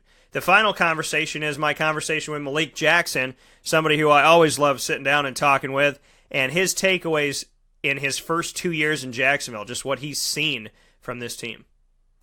We take away that we have a tough, gritty team. We got guys that don't care about outside noise.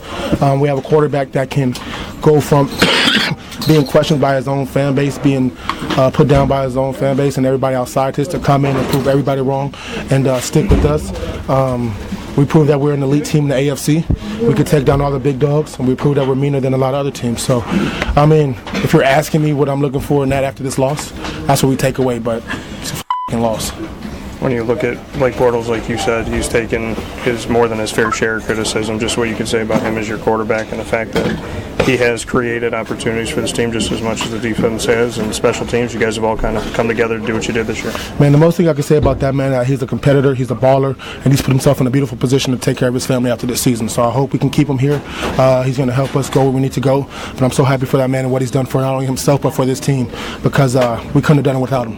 When you look at this defense and how tenacious you guys are, Barry Church trying to make a play early on against Gronk, and he thought that he had led correctly, and he said it's really hard to go 100 miles an hour and hit somebody in the right spot. True. We could say. I mean, it's one of those things that those are the rules. As defensive players, we could sit here and say, what about gravity? What about him ducking his head in an instant? What about all this other stuff? But we had a bunch of penalties, and they had one, so we have to play better ball. And that's all that is. When you go into a game like this, down 3-0, and to take the lead for the majority of the game right until the end, just what you can say about what adjustments maybe were being made by Patriots, what you saw from Brady? Adjustments, we had a great game plan. Our coaches went out there. We had two half game plans, so where we can switch it up just like they switch it up. We had a great plan. We stopped them on third downs. We got them off the field, gave our team chances to score and move the ball. We just didn't capitalize on our chances, and that's all it is. I'm not going to sit here and say we had a lack of anything, or we weren't in the right spot, or we just couldn't get it done. That's not the case. They just made plays and literally came down to one play at the end of the game. So they did it. A couple of years ago, it was a different locker room. You've said a lot of things about your faith and what you've seen in this team, and your teammates said this is no fluke, this is no Cinderella. They expect to be back here. They expect that this is a place that they can be and hopefully change the tide next time. Just what you can say about that. Yeah, man, we've proven a lot of people wrong. We put ourselves in a position to be considered a serious team next year. We're not the bottom of the barrel no more. We're not the first team out of the playoffs or a team that people are going to be like, oh, forget about them. We're not going to have people talking stuff about us at the end of the season. We put ourselves in a position to change the dynamics of the NFL as far as what fans are, from Jacksonville spreading down to Orlando and up to Carolina and going west. So I think we've done a lot of things. It's just one of those things that, we lost today, but we've done a lot for this city, and I think we're going in the right direction as a team, but this team isn't going to be the same next year. So predictions about where we're going to be next year and how good we're going to be, I can't give you that right now. So you didn't ask me that, but yeah. When you look at this city, though, and how they've gotten around you and how Duval has expanded itself, and like you said, found fans all over the place. I mean, you were getting messages from Italy and Australia and everything. I mean, it's awesome when you get fans, especially blowing their stuff off, blowing the dust off their gear, being in Jacksonville my first year was night and day from now. Yeah. Fans, a little biased, weren't all the way bought in. Stadium was nowhere near filled. Pretty much gave us upon us half the season, but this year was different because we gave them a product that they can believe in, and a product they can continually believe in and respect, and know that we're going to give them a great game. So, and we had bumps and bruises. We had little bumps in the season with the military thing, because we are a military town. So I think we grew a lot as a fan base and as a team. Till we respect each other a lot more. We understand each other's views, and we understand that we don't always have to agree. So I think we've really built each other up to where next year and the years after that. We'll be a great cohesive group. So I'm happy what the fans gave us, and I hope they're happy what we gave them, and hopefully we continue it together. What has Doug Marrone done for this team, in your opinion? Doug Marrone has brought in just toughness, grit, discipline, respect. Before Doug, we didn't have no respect as a team. So he came in here and brought respect to the city, brought players in here that can play the game right, and gave us coaches that we can depend on and that can get us right. So thank you for that, man. I hope also he can continue to get his contract instead, because he was a huge part of what we did. So I'm happy for him. I wish we could have took him further, but they're a good team we lost to today. So kudos to them. That coming from Malik Jackson. Once again, Malik Jackson, the defensive tackle for the Jacksonville Jaguars, a move that they made 2 seasons ago after he aided the Denver Broncos in winning the Super Bowl. Came to Jacksonville that following offseason and has been with the team for 2 years. And when the team went 3-13 last year, he saw a lot in the team. We spoke about what he saw and the fact that he felt that the team was moving forward, and there were some good things, and there were signs that he was taking away from this team despite their struggles, and then you see where they got to right now. So a big shout out to the Jacksonville Jaguars and to people like Malik Jackson who saw this in the past, saw positive moments that were coming up for this team, believed in the course, and believed that there was something here in Jacksonville, because it's because of beliefs like that and hopes and faith like that that this team was able to move forward and do the things that they needed to do with the people that they had. With that being said, we're going to get on the line here in just a moment with Matt LaPan. Matt LaPan joining me to speak on the other side of this matchup, and very happy to have him here onto the show and on this broadcast. Not just the other side of this matchup, but in general, what's been going on with this team. The New England Patriots, they're the team that people love and the team that people love to hate, love to loathe. So, it's that winning team and that winning atmosphere. People got sick of the Cowboys after a while, and the Patriots, there's that feeling with that now too, of some people just saying, could anybody else make it to the Super Bowl, please? And then there's the other side of it of just seeing the dynasty that they are building, and the fact that Tom Brady is in a place right now with 8 appearances in the Super Bowl. Nobody else has had that. 5 Super Bowl wins. No other quarterback has had that. And in a place right now where if he wins this time around, he will tie the entire Pittsburgh Steelers franchise of the last 50 years with 6 Super Bowl rings. With that being said, Patriots writer at Pro Football Central and the host of Patriots Central Radio, Matt LaPan, is with me right now, and I always appreciate spending a few moments with him. It's the first time he's here on the show, and hopefully we can make more of a habit of this. Matt, how are we doing today? Not too bad. Yeah, we can definitely make a habit of this, Stan. Was great to see you up here in Foxborough this past weekend, and we'll definitely make this more of a habit because I think this is a budding rivalry between the Patriots and the Jaguars. Yeah, and to take a look at that, obviously in your coverage of the Patriots, there's a lot of success and, a lot of happiness for you to know that you can continue on and continue to move forward. You know that there's going to be life after the regular season, but on the other side of it, the Patriots have seen a bunch of different teams. They haven't seen the Jaguars go this far since the 90s. What can you say about what you took away from the Jaguars and if they impressed you as somebody who covers the Patriots? Oh, they absolutely impressed me. I was one of the folks that probably everyone in Jacksonville hated because I thought that the Patriots would absolutely roll, and I thought it was because of Blake Bortles. I think the defense scared me a little bit, but I thought that it would be a game for about a half, and then it would come time for Blake Bortles and Doug Marrone to make plays and make good calls, and they wouldn't, and I was wrong. Blake Bortles was pretty good. He a lot of dink and dunk, but if you can do that with success, you beat the Patriots, and they use their speed on the outside, and I think the entire Jaguars coaching staff did a tremendous job scheming things up against the Patriots until late, and that's not a knock on them. That happens to the best of them. That's happened to Dan Quinn, it's happened to Pete Carroll, it's happened to now Doug Marrone, it's happened to the best and the worst coaches in the NFL, and I was very impressed with the Jaguars. I think that to come up here and have the lead in the fourth quarter, it's impressive. Not a lot of teams do it.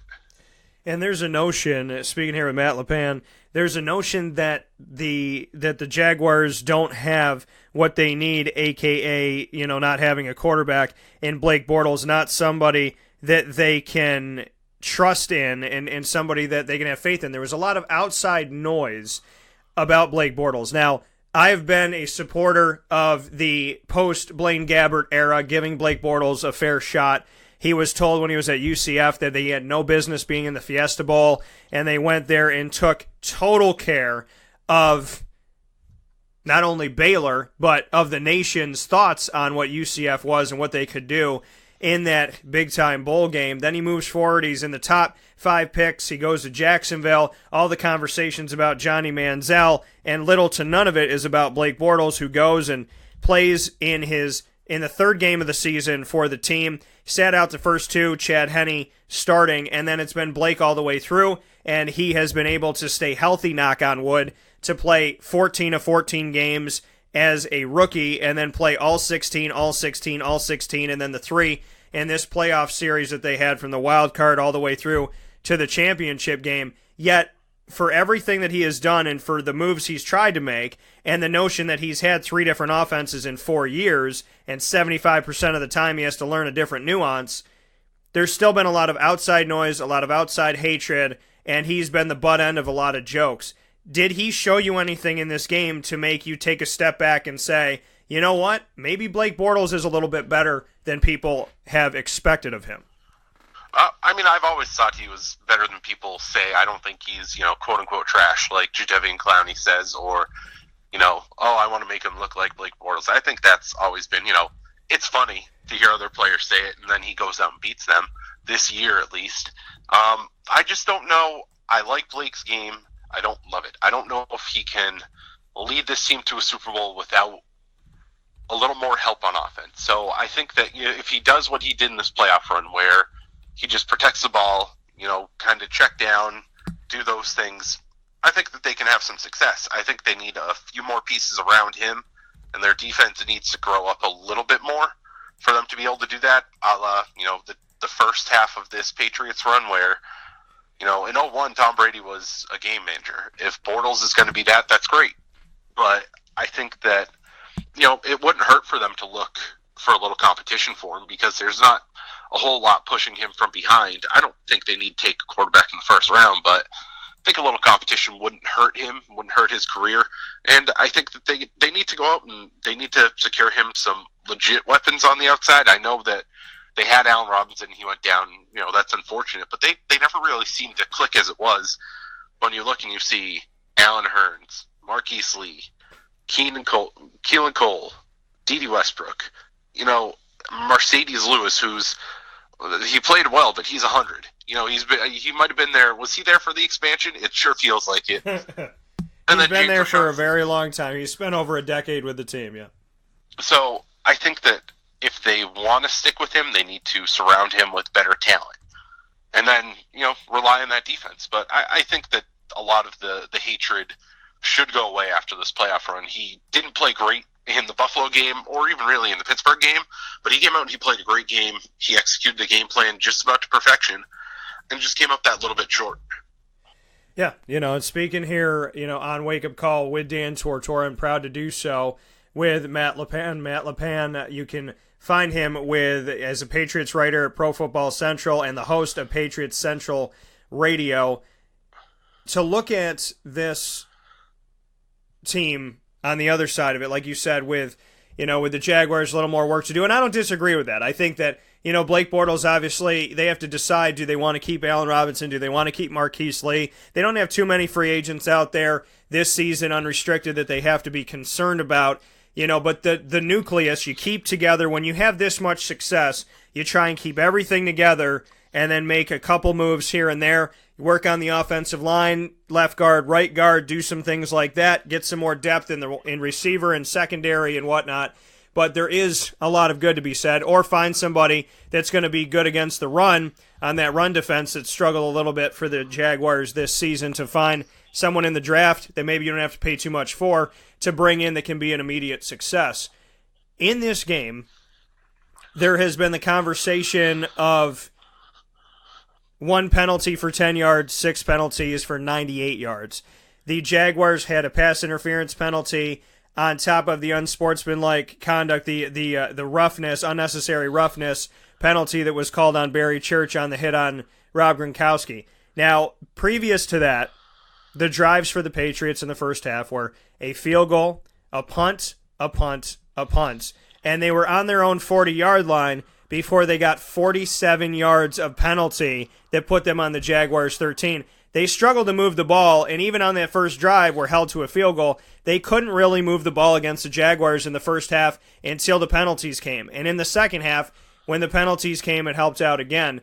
What is your stance on that? Because I don't like to be, the Jaguars lost fair and square, the Patriots won fair and square, but there is some merit to the Miles Jack fumble recovery and the play blown dead. There is some merit to, was that pass interference?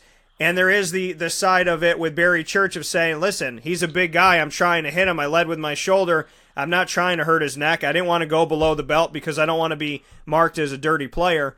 How do you see all the penalties that happen in this game, and to come out of the game seeing the discrepancy be so vast between the two teams? Well, I'm not going to say the refs were good in that game, because they weren't. But the Barry Church thing, it kind of, I laugh at it, because, Richard Sherman came out on Twitter and was saying, if you hit him low, you're dirty. If you hit him high, you're penalized. Okay, so if you hit him in the head, you're going to get penalized. That's just how the NFL is now. But I look back to last year, Earl Thomas, who's not as big as Barry Church, hit Rob Gronkowski square in the chest, punctured his lung, and made him fumble the ball. Why can't you hit him like that? Barry Church could have done that and could have absolutely destroyed Rob Gronkowski, who was, open. And I get that you're afraid of bouncing off him, but if you put your helmet on his hip, he's going down no matter how big he is. And I get, that's tough in a bang-bang call, but I've always wondered why people think you can only either hit him in the helmet or in the knee. There's a lot of space, especially with Rob Gronkowski in between. And quite frankly, I was surprised Church, after he knocked Rob Gronkowski out and then stood over him, didn't get another penalty. I was up in the press box with a lot of Jaguars writers, and they were saying that it was lucky. But, there were some bad calls. I'll agree to that. Trust me. I think Patrick Chung had a couple calls late in the game that he could have been flagged for pass interference or at least illegal contact. But in the end, Clete Blakeman is, before that game, was known as one of the biggest anti-Patriot referees in the NFL. And then people saw him pat Tom Brady on the back at the end of the game and said, well, it's in the bag. Refs do that after every game. It's just in that game it happened to be there. And people missed that he shook Blake Bortles' hand to start the game. So I don't think it was in the bag. I don't by any stretch of the imagination think so. I do think the Jaguars have legit gripes with some of the missed calls and some of the calls that were made. I don't blame them at all for being questioning the level of refereeing. It hasn't been good all year. And on the biggest stage, it's supposed to be better, and it wasn't for them. It's unfortunate, and if I was on the other side, I'd probably feel the same way. But yeah, like I said, I don't think there was any fixing or anything like that. I think that, unfortunately, the flags flew, some of them legit, some of them questionable, one way and not the other. And I think that the Patriots the past 2 years have been the least or second least penalized team in the NFL. So from the perspective of being up here, we don't see a ton of flags thrown against them regardless. And again, some people might say that's because the NFL loves the Patriots, even though, there was it's a whole lot of stuff that it's just not worth getting into in terms of Spygate, Deflategate, all that stuff. I think the Jaguars have a great, but I don't think that it was a huge deciding factor. It swung momentum a little bit, but in the second half, the Jaguars had a lot of good opportunities, and unfortunately, they just came up a little short. Like I said, I was super impressed with this team, and I don't think the flags are what necessarily brought them down at the end of the game. I think that may have gone to more conservative play calling. That coming from Matt LaPan, Patriots writer at Pro Football Central and host of Patriots Central Radio. Matt, before I let you go, the secret sauce, the beauty that is the game of Tom Brady, to look at a guy who is a backup quarterback in college, someone who was drafted very, very close to the 7th round in his draft a long time ago, somebody who is getting older yet looks just as good, sometimes even better than he has in the past. There's a notion that Tom Brady, and I can agree with this notion, that Tom somehow, some way, and this whole team, and Bill Belichick, that they can store energy and essentially play a game at 95%, store 5% somewhere in the rib cage, chest, somewhere, just put some energy somewhere in the body, and in that fourth quarter, when they see that linebacker lagging, or they see that secondary guy kind of huffing and puffing a little bit, that's when he kicks in that other 5%. There's something about finishing the first half, finishing the second half comebacks, coming back in games, no matter what they're down by. Obviously, the Falcons, Super Bowl, and that's a big sign of this. You got to make phenomenal catches. You're always rolling the dice on yourself and hoping that it comes up snake eyes. But more often than not, for the Patriots and for Tom Brady, it does. Do you believe in the notion that somehow, some way, he can kind of play the game, but pack in a little bit of that extra energy toward the end to say, you know what, we're going to play this game, we're going to go almost full tilt, and then as soon as we see them lag, as soon as we see a mistake, we're going to attack it? Because somehow, some way, he always seems, and the team always seems, to have more energy at the most opportune time. What is it about Tom Brady, and what is it about the Patriots from your point of view? Well, it's one of my favorite things about the Super Bowl DVD that they came out with last year was pretty much talking about exactly what you talked about. In training camp and behind the fields at Gillette Stadium, is the training practice fields, and they specifically built a hill on the back end of the practice field, and they make these players run up these hills after full training camp practices. So I know that this year against the Jaguars, when there was joint practices, some of the Jags players hopped in as well. It was full tilt, and you hear Bill Belichick and one of his assistants, Dante Scarnecchia, who, for my money, is the best offensive line coach and the best assistant coach in the NFL, and he's been doing it for 40 years, always says, this is for the fourth quarter of the Super Bowl. This is for those times we're down. This is for when you think there's nothing left. And it's just that attention to detail, that little extra, like you said, that 5%, the extra attention to detail, the extra sprints. And for Tom Brady, I mean, he's got that whole TB12 method, and while some of it is, a bunch of a crock, if I will, some of it works, and mentally it gives him that edge. And if he thinks he can get better at the end of the game, and he thinks he can get better with age, then it's that mentality, and it's knowing that they've been there before that gets them that little edge at the very end. And I think it's, the preparation, the mentality, and then the success. It continues to breed success no matter what situation you're in. It doesn't hurt to be the greatest quarterback of all time and the greatest coach of all time. When you see this, though, I mean, he's constantly banking on himself and banking on that belief that he's going to figure it out. He's going to find a way to get it done.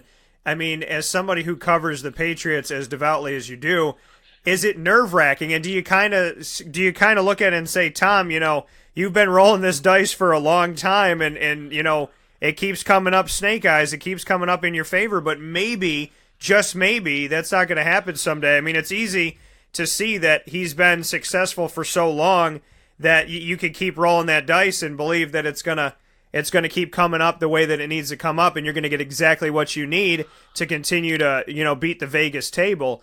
But is it nerve-wracking, and do you kind of feel like sometimes this surge back, just like in the Super Bowl, that it's like, you're kind of testing fate a little bit too much? Oh, absolutely. Eventually it's going to run out. Eventually, and it's probably sooner rather than later that's going to happen too. I'm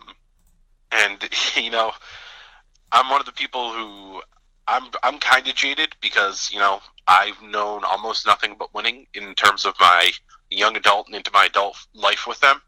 Eventually it's going to have to run out, and I was exhausted after that game because the ebbs and flows, the ups and downs, it felt like the Super Bowl last year. And when Miles Jack forced that fumble, I thought to myself, this is it. This is where it all comes down. And, with the Seth Wickersham articles and the thoughts of cheating and X and Y and Z, you think eventually they're going to lose that mentality. And they didn't this time, but I know it's not going to last forever. And I think Patriots fans know, they just don't want to admit it. But yeah, it's exhausting. It's nerve-wracking. The Patriots fans around here, the mentality lately has been, can we just get one? Can we get one Super Bowl where, we want to blow it this year because we've had so many that have come down to the last play that we just can't handle it anymore. Our hearts can't handle it anymore. And they know if, this could be the last chance to get a big Super Bowl win. And it could be the last chance overall to get a Super Bowl win. You just don't know. You don't know when it's going to come. Brett Favre was good at 40. He sucked at 41. Peyton Manning was an MVP at 39. He sucked at 40. So you just never know when it's going to come.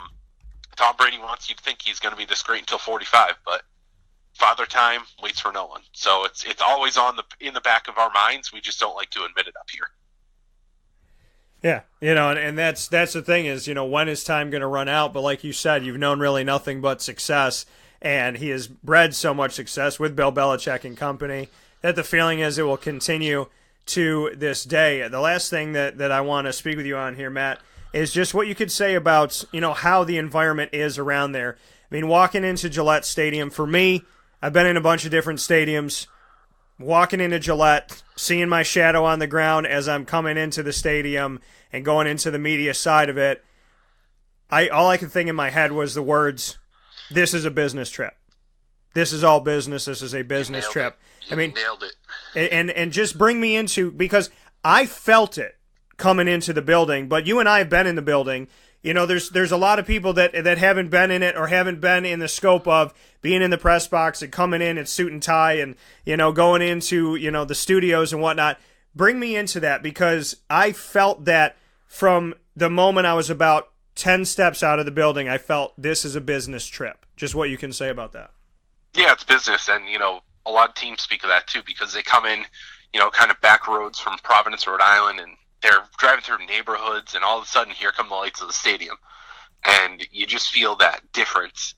I've been to a lot of stadiums, too, and a lot of them, they let things go a little more. But here, there's a heavy security presence. It's all business. There's signs everywhere saying, this is business, essentially. They're saying that if you want to win, you have to be 100% all the time. And that's always the feeling inside of that stadium from Monday through Sunday. It's business. It's 100% laser focus. And there's plenty of fun to be had down there. You were in the studio with us during the pre- and post-game show on Patriots.com that I helped produce. And there's fun, but when it comes to the game time especially, it's business. It is laser focus. It's 100%. And look at how Bill Belichick approaches game days. That's how he approaches every day. And that's all you need to know. How Bill Belichick approaches it is what every day is there. Yeah, and that's, it's exactly how it feels in the belly of the beast, and in a team that, for all intents and purposes, that felt like walking into a Super Bowl and going into that game and having to play in that type of matchup. And if it says anything about anything, Bill Belichick was fired. He had a coordinator under him in Nick Saban, who was also fired, and Tom Brady was a backup quarterback. So, and just to kind of go off of that really, really quick, they seem to draft better and make better choices. I mean, Danny Amendola, I think, gets lost on another team.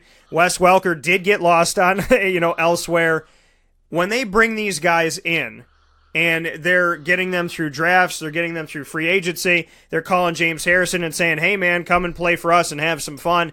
It seems like the Jaguars scout, with the Patriots, I think the Jaguars scouting, and I spoke about it before you came on the air, Matt, that I think the Jaguars are doing a hell of a lot better in their research and picking the right people, but I don't think there's anybody better in the NFL than the Patriots in researching, scouting, and finding the right bodies to do what needs to be done.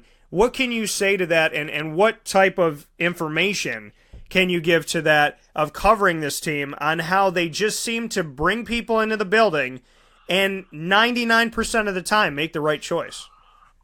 I mean, it's been the same system for 18 years. That's the biggest thing. The continuity and knowing exactly what they need. Whether it was, Bill Belichick's been here the whole time, but you've really only had 3 offensive coordinators. You've had Charlie Weiss, you've had Josh McDaniels, and you've had Billy O'Brien. Defensively, you've only had a couple. You've had 3, maybe 4, depending on what you want to count Dean Pease as. And you have a guy, Nick Caserio, who's come up through the ranks, and he's worked directly under Belichick throughout his entire career.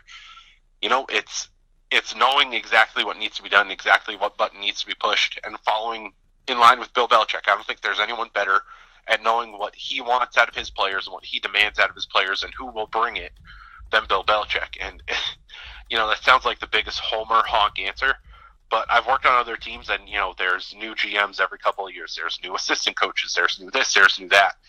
Everyone here usually gets brought up from the lower levels, and they work their way up until they're a coordinator, until they're in the front office, all that stuff. And it's 18 years of continuity, and it's 18 years of the same button being pushed over and over and over that has led to it. And the Jaguars are doing a great job. I think that if they can keep together the core that they have right now and keep drafting the way they have, you've seen the improvements. And I think that they're just needing to continue to build and continue with that continuity. That coming from Matt LaPan, being a part of the show. Matt LaPan is somebody that I've had the opportunity to get to know from different ranks, the collegiate ranks, as well with the American Athletic Conference, and now spending some time at Gillette Stadium. Pro Football Central, you'll find him as a Patriots writer and the host of Patriots Central Radio.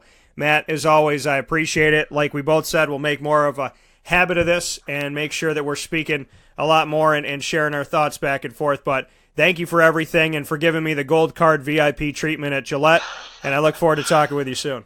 It's my pleasure, Dan. Thanks for having me on. We'll talk to you soon. And make sure that you bring my lobster. So that's all. I will bring the lobster rolls. Don't worry. All right. Have a good day, man. Thanks, Dan. Take care. That coming from Matt LaPan once again, Patriots writer at Pro Football Central and the host of Patriots Central Radio. And we will be back in just a moment to speak with Mike Sofka from down at the Pro Bowl, which is happening in Orlando, Florida, the city of happiness and smiles. This is a wake-up call, fast break. Hi, this is Kira from Looking Glass Events, where we're always giving you a reason to celebrate. Whether you have a small business, large business, personal event, or wedding, we are available to plan and coordinate your dream event to life. Every detail, every step, Looking Glass Events is working with you all the way. Call us at 315-702-4653. That's 315-702-4653. Or contact us through our website, lgweddingsandevents.com. Looking Glass Events, giving you a reason to celebrate. The Wildcat Sports Pub in Camillus, New York is located on 3680 Milton Avenue in the Home Depot Plaza. It is your family-friendly sports bar and restaurant. Folks, some sports bars aren't family-friendly. Some family-friendly restaurants are not sports bars. The Wildcat Sports Pub in Camillus, New York is proud to be both. It is that marriage that you've been looking for years. The Wildcat Sports Pub is your home base for your sports bar and restaurant needs, games for the kids, indoor and outdoor activities, and enough things on the menu to come back every single week and get to try something new. They're open Sundays from noon to 8 p.m., Monday through Wednesday, 11 a.m. to 11 p.m., and Thursday through Saturday from 11 a.m. to midnight. For reservations and party information, call 315-487-2222 for the Wildcat family-friendly sports pub and restaurant.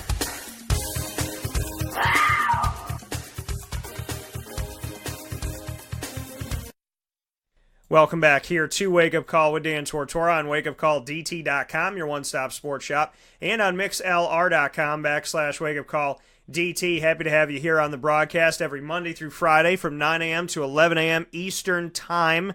Always appreciate you taking some time on the live line. You can go to wakeupcalldt.com and go to the archive by clicking on the RSS feed, the iTunes podcast, and the downloadable app powered by Podbean, which is Wake Up Call DT. You can get all of that in one place on wakeupcalldt.com. So make sure that you jump on there and do exactly that. And if you haven't become a member of mixlr.com/wakeupcalldt and or have not become a member of wakeupcalldt.com, they're both free, they're both easy, and make sure you do it today so that you don't miss a moment of the action and everything that's going on. As you know, on Friday shows, there's Fantasy Football Friday. Mike Sofka and I are consistently discussing what's going on in the fantasy world and linking it to reality, giving you our thoughts on both scopes, so how you can help out your team during the season in daily fantasy, and of course, giving you our thoughts on the games that are coming up. Well, the Pro Bowl game is going on, folks.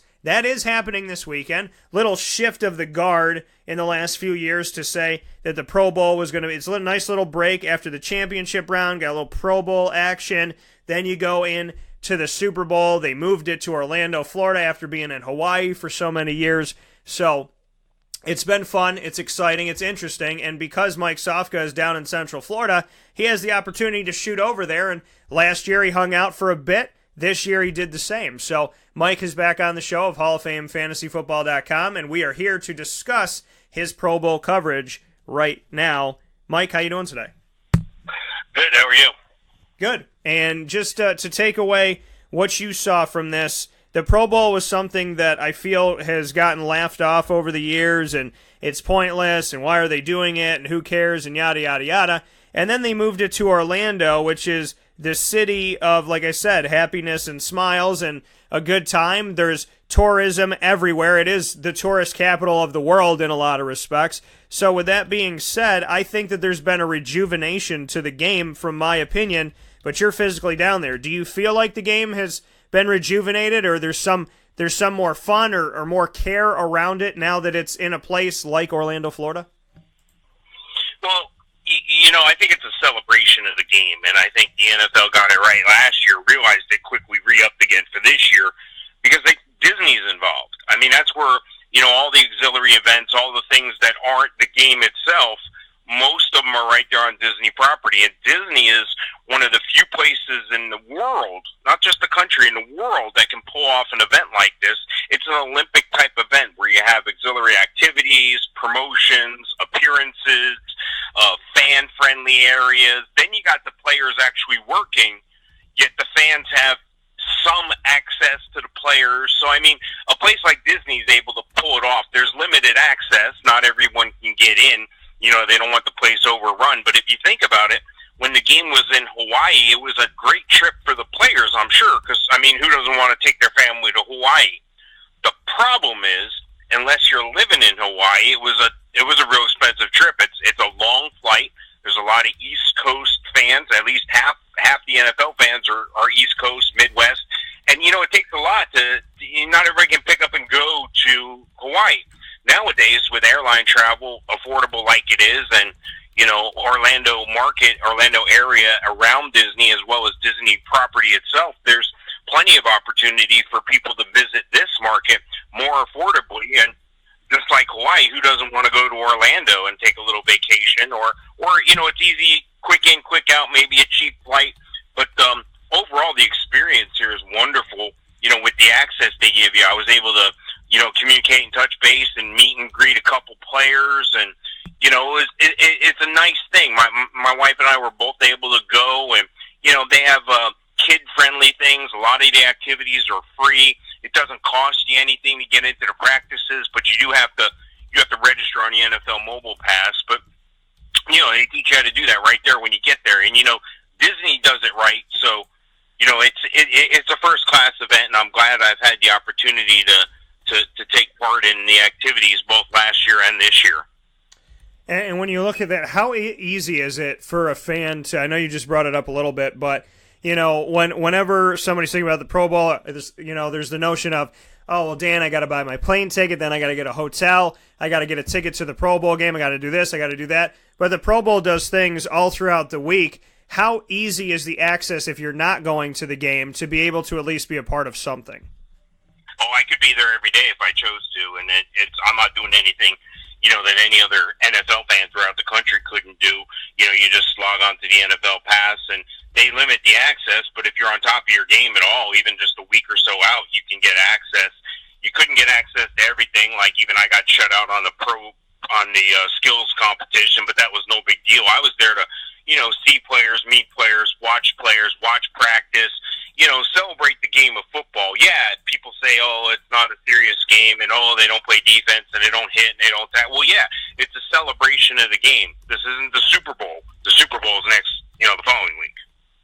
Absolutely, you know, and I think that, you know, when you do have the events throughout the week, and it is an opportunity, like you said, for people to meet their favorite players and get around them and take pictures and talk with people and whatnot, and watch them practice and watch them play dodgeball and have fun and do all these interesting events. I mean, this speaks very much Disney wide world of sports. You know, it brings up that whole, like, Disney, let's have fun, let's have a great feel, let's just see these guys out there and show them our love and support. And what other place can you have players from teams all over the country? And if 32 different teams were able to send people, that you could see your favorite player. If you live in Orlando, you could see your favorite players from the Chargers in LA to the Vikings in Minnesota to the Cowboys in Texas to the Jaguars just a few hours away. So, you know, the value of it, I feel like it was downplayed so much and disrespected. And, you know, like you said, it's a game where they don't play defense and they don't tackle, they don't do this, they don't do that. It's going to be ridiculous. But at the same time, it's not meant to be any of those things. It's meant to be a fun game and an opportunity for fans to be able to be around the players that they love and the players that they appreciate. And, you know, for that respect, I think the Pro Bowl being in, again, like I said, the mecca of, you know, family fun time and the mecca of tourism, to throw it in Orlando is to say to a family, plan your Disney trip, go down to Disney, stay in one of the Disney hotels, go to the parks, and do it around the Pro Bowl, and you could see the NFL and go to Disney and go to Universal, do all this stuff in a week or two, and you don't even have to go to the game. You can have your son meet his favorite football player, your daughter meet her favorite football player, and you and your wife have a nice dinner, and then 2 days later, go to Magic Kingdom and watch the fireworks. I don't know how you beat that as the NFL and connecting it with Orlando. Yeah, it's wonderful, and you know, just to give you an idea, you know, you're able to kind of pick and choose. They have two practices going on basically at the same time. The NFC on one field, and right next to it, there's a set of bleachers that divides the two fields, and then it's the AFC practice. And I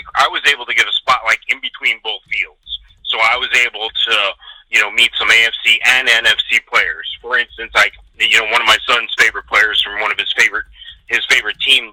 Well, used to play for his favorite team, Kyle Juszczyk, the fullback from San Francisco. He was real nice, and I purposely targeted a lot of Jacksonville players because this is a young and upcoming defense. I want to get an opportunity to meet some of these guys I haven't met before. I haven't met, Malik Jackson. I haven't met Yannick Ngakoue. Say that 10 times fast.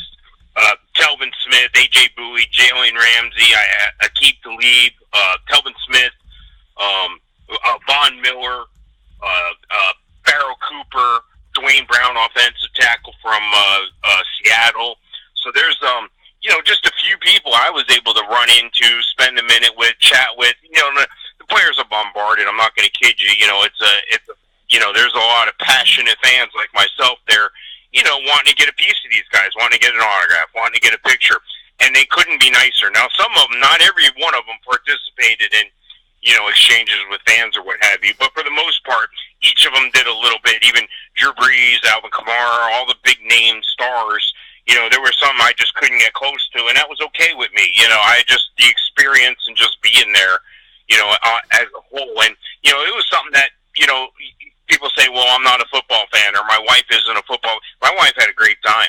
She tolerates me in football, and she plays fantasy football, but she's not one to sit in front of the TV for 12 hours, 15 hours on a Sunday and watch football. She'll watch a little bit, and she'll follow her fantasy team, but, that's not her thing going up. She questioned it. She goes, do I really want to go to the Pro Bowl practice? I was like, well, yeah, sure, let's go check it out. And she had a great time. So, there's activities for the kids. There's activities for grown-ups where you can they have certain skills, competition type things for the fans there. And, the trophies out there. And, last year when I went, there were certain autograph sessions in one of the places there on Disney property. So, again, it's great time, great opportunity. When you're at the game, there's not as much access. Now, I'm not going to kid you. There's not a lot of player access. You have to have, you have to be near the front, and, the players walking by, they will, take the time for you more so than they would in a regular season game or a playoff game or something, because, again, to them, it's a celebration of the game. They just happen to be getting paid, win or lose, and they're there to have a good time as well, and that was evident in the game last year. A lot of players dancing around, just having a good time. I took my son last year. It was tremendous. He had a blast. So, it is definitely a great opportunity, and I hope they're able to keep the Pro Bowl here in Orlando for a while. I think it's great. Yeah, I think it's an amazing opportunity, an amazing event. And like I said, there's so many different things to do. It kind of brings me back to in somewhat of a scope. It's different, but same type of feel when they had ESPN The Weekend at Hollywood Studios, and you could be around all these players, and I got to work one of the game shows that was there and be a part of that and kind of the behind the scenes. So, meeting Gary Payton and Chad Ochocinco and seeing all these people walk in and out of the building, and Mike and spend some time with them. And it was just a really, really cool opportunity. And Sage Steele was there, and and Tim Tebow. That's where Tim and I met for the first time and actually got to sit and talk and kind of hang out for a little bit. So, there's that excitement and that difference maker that Orlando is, and it just sounds pretty awesome to have that. And Yannick Ngakoue. He is a fun name to say, as very much so. But it's him and Jalen Ramsey and all these A.J. Boye and Malik Jackson and Telvin Smith. So many Jaguars being able to be a part of this, and obviously they want to play a week after that. They don't want to be playing in this one. They want to be playing in the next one, but at the same time, to celebrate the Jaguars and to see their successes. You and I haven't gotten to really discuss this on the air, but, I was up at Gillette Stadium, and like I said, it was a business trip, and the Jaguars came away a few points shy going to their first ever Super Bowl, but darn it if they didn't impress some people. Finally, I feel like it's taken forever, but what were your takeaways from the game? Your bullet points, and obviously I'm sure that they include the defense, and they include Blake Bortles and the penalties and all that, but what were your takeaways from the game? Well, first, I don't think Blake Bortles played bad. I don't think he did anything to take the game away from Jacksonville. As a matter of fact, he did what he needed to do. They made first downs. They got some calls early, and they were able to capitalize, a fourth down play. And, Leonard Fournette looked pretty good. He ran for 76 and a touchdown. He caught the ball a couple times. I think T.J. Yeldon and his spot usage looked pretty good. And up and down, the defense was just dominant. They were controlling the whole game. Allen Hurns, 80 yards. Where's that been? Haven't seen that in a while. And, but then you flip the coin and you look at the Patriots. Tom Brady did just as well, if not a little bit better, with an extra touchdown than Blake Bortles did. And, we've said it before. We've clowned around with it, them being the evil empire from Star Wars. But, you could see the tide turning in the fourth quarter. And with 9 minutes to go and they were down by 10 points or whatever, I'm sitting there going, wow, they're going to come back on them. You could see it happening. And I give Brady all the credit in the world. It's taken me a while to consider him the greatest of all time. It takes a lot for me to say that over some of the spectacular quarterbacks that have been in this league. But you look at his performance and what he's able to do with what he has to work with. This isn't a guy who's had top-level receivers. This isn't a guy who has a top-level running back. He's got role-player guys who he gets the best out of with his excellent play and his smart play. I mean, I don't even know if Danny Amendola would be rostered on some teams in the league, and he comes up with a couple touchdowns, and critical ones. So Tom Brady just makes the team and everyone else better. Tom Brady makes first downs, and I don't know about you, but I saw it coming with 9 minutes to go. I go, well, this is it. The Patriots are going to win the game, and sure enough, that's what happened. Hats off to Jacksonville, though. A great effort. I can't even imagine what that feels like to have your heart ripped out of you at the end. But, I think they've arrived as one of the elite teams. They have a dynamic defense. They have some great players on offense, and hopefully they can continue to put it together. Yeah, that's the thing with this Jacksonville team, and I've spoken about it all week long, is, they have something to offer. They have a group that, needs to stay together. They have Yannick Ngakoue, they have Malik Jackson and A.J. Boye and Barry Church and so on and so forth that need, Telvin Smith and Paul Posluszny, and, as long as Paul can play and as long as Paul wants to play, and Miles Jack and company and Jalen Ramsey and whatnot, I would have appreciated if Jalen Ramsey didn't guarantee a Super Bowl and swear about it and say all that stuff about it, because the Jaguars used the momentum of Pittsburgh's disrespect to win the game, and then Jalen Ramsey went out and disrespected the road from there in a total ironic situation that made no sense, because you capitalized off of somebody not respecting you, and then you went ahead and didn't respect the road there forward. But, for the Jaguars moving ahead here, they need to keep it together. You show success next season by taking everything that was good and keeping it together. I think Blake Bortles did a good job. You said you could feel it turning, and I could feel it shifting in the gut of my stomach. I'm sitting there, and I'm watching this game, and I'm in the press box, and I'm looking down at the field, and I just got this feeling. And I remember looking over my shoulder and just getting that vibe, and then it kind of just hit my stomach. I felt it in my gut. 6 minutes and 1 second. My wife said to me, she goes, when did you feel the change? And yeah, there were things happening throughout the game and whatnot, but she said, when did you feel it? What was the moment? And I said, 6:01. I remember looking at the clock at 6:01 going, I don't think it's going to happen. And, and the Jaguars ended up losing this game by 4. But you got to look at it, Mike. I mean, penalties were a huge killer in this game. And I remember somebody had written an article like the penalties didn't do anything in the game and they didn't affect the game. And apparently they didn't watch the game, because the Jaguars, even though the Patriots were moving on that first drive, they held them to a field goal. Then it was punt, punt, punt. Then the touchdown came at the end of the first half because the Jaguars had given up 47 yards. The Patriots were still on their side of the field. They were on their own 40, and I don't care what team it is, when it is, where it is.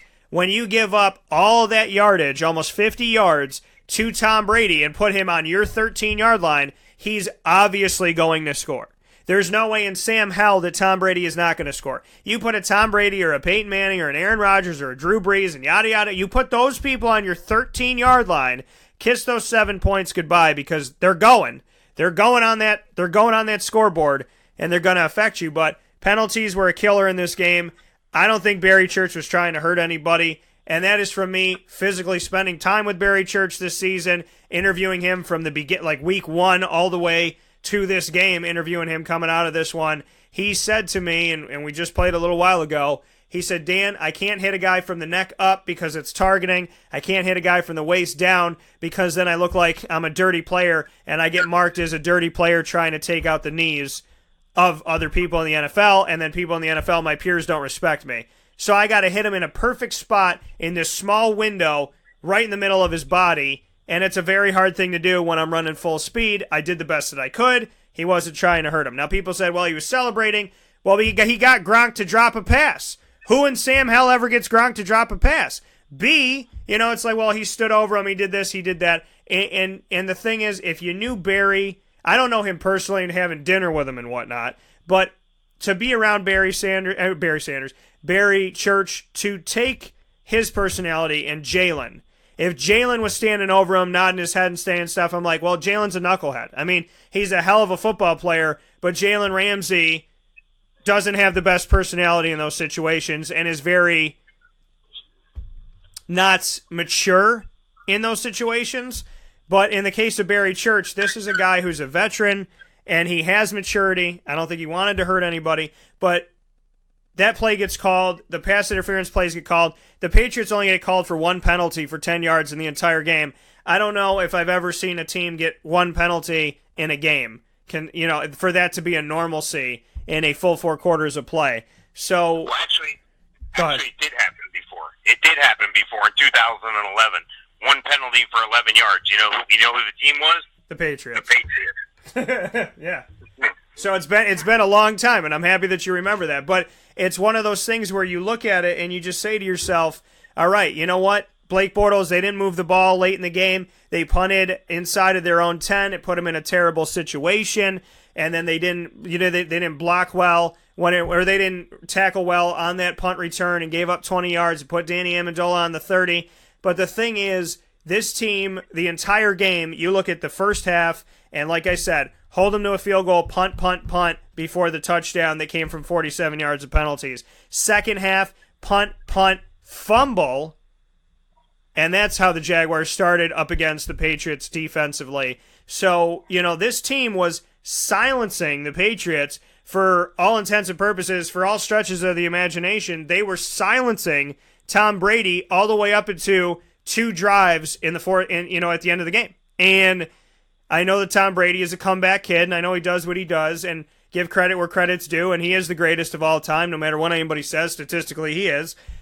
At the same time, you have to feel like the wind is totally taken out of your sails and that you got punched perfectly in the stomach when you get that feeling like you just can't take a deep breath. And that's how the Jaguars were left. I mean, Mike, you and I have watched this team for a very, very long time. You've been on site. I've been on site.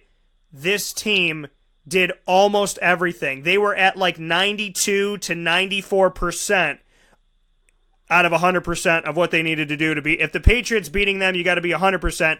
They were 92 to 94, at times 96. How do you respond to something like that? Because it was all there for the taking, and when you take away the penalties, Tom Brady was not stretching the field until late. I mean, and the thing, even in the end of the game, he wasn't stretching the field. He had to score from the Jaguars' 30-yard line. So there was really no drive where you could say, oh my God, Tom Brady went the whole length of the field. He marched him down the field. The penalties marched him down the field, and then he took care of a short field.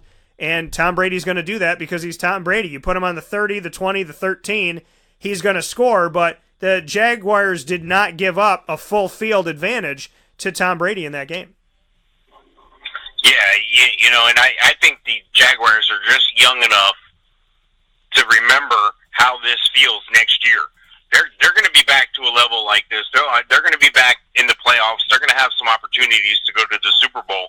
And I think this is a tremendous opportunity on their growth curve as men and as athletes and as professional football players.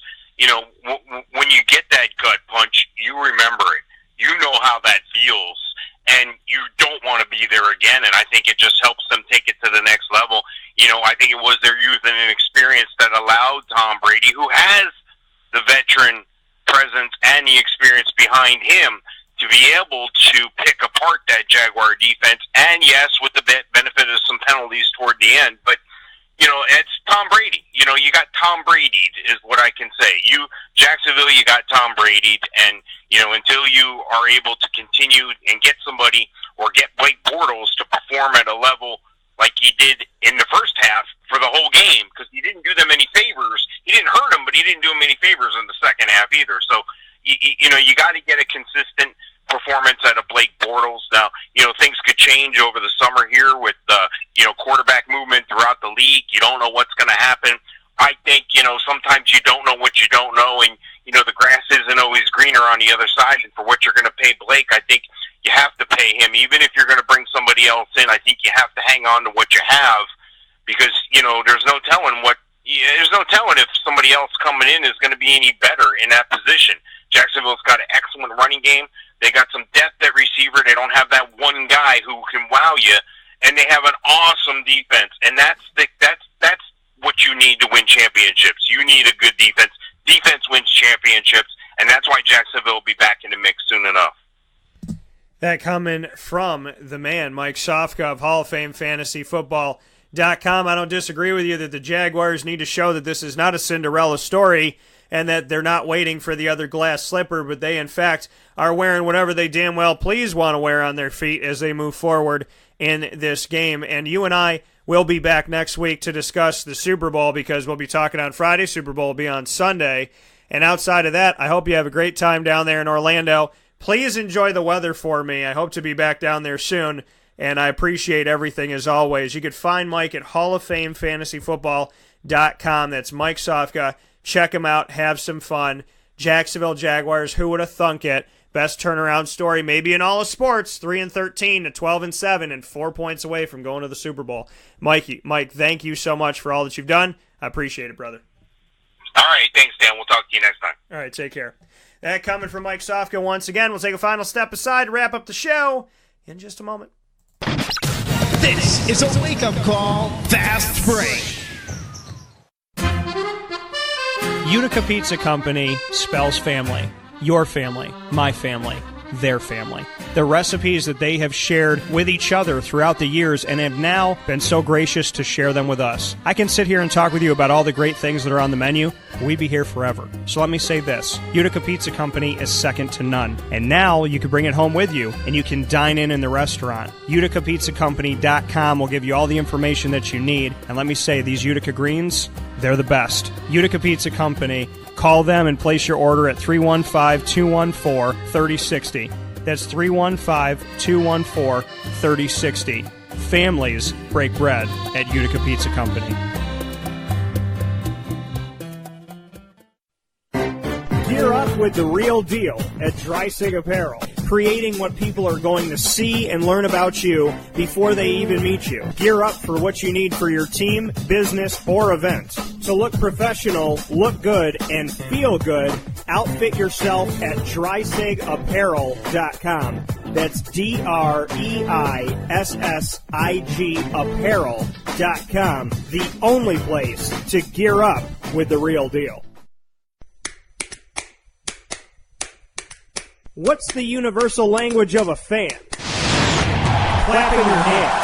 With Fan Hands, the ultimate sports fan accessory, find your team color, slip them on, and start cheering on your favorite team with 11 different colors, always in stock on fanhands.com, where you'll find the ultimate sports fan accessory. Real fans wear Fan Hands.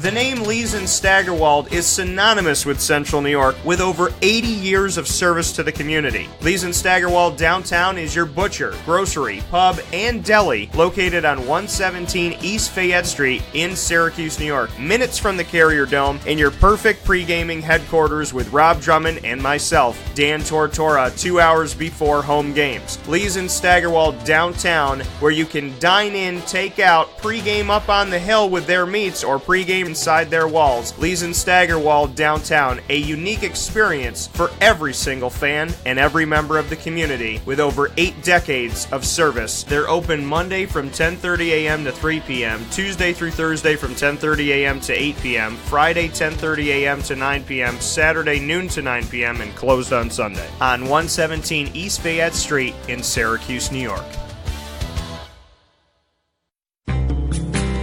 The Penn & Trophy Center on 111 East Willow Street in Syracuse, New York has been making memories for Central New York for over 60 years. It has the trophies for your teams, and when you walk in there, it's so much more than just that. When you walk into the Penn & Trophy Center, you are immersed in the reality that anything can be customized, anything can be engraved, whether it's for your anniversary, your wedding, your bar mitzvah, your birthday party, whatever you want to do with that memory, that watch from grandpa, or that bracelet from mom, or that wedding ring that's been passed down through your family. If you want to get something engraved with a memory to last a lifetime, the Penn & Trophy Center, 111 East Willow Street in Syracuse, New York, where memories are made and where memories last a lifetime.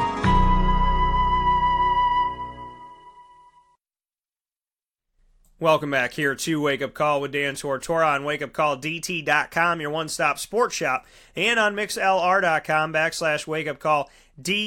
Here having some fun with you every Monday through Friday from 9 a.m. to 11 a.m. Eastern Time, and sometimes we go over because I love talking with you. So that's what we did today. That's what we've pretty much done all week, is go a little bit over a couple hours here on the show. Have yourselves a phenomenal weekend. Find me on Facebook at wakeupcalldt. Twitter at CallDT, Instagram at wakeupcall_DT, and make sure you stay close in all ways, shape, and form on wakeupcalldt.com, which has Facebook, Twitter, Instagram, the YouTube channel for Wake Up Call TV, the MixLR live feed on the homepage, and right underneath it, the RSS feed, the iTunes podcast, and the downloadable app powered by Podbean. We are very, very, very, very, very close to 100,000 downloads and over 300,000 plays because of that and because of that opportunity. So we're very close to 100,000 downloads, and we are passing 14,000 live listening and on our total numbers here on mixlr.com/wakeupcalldt.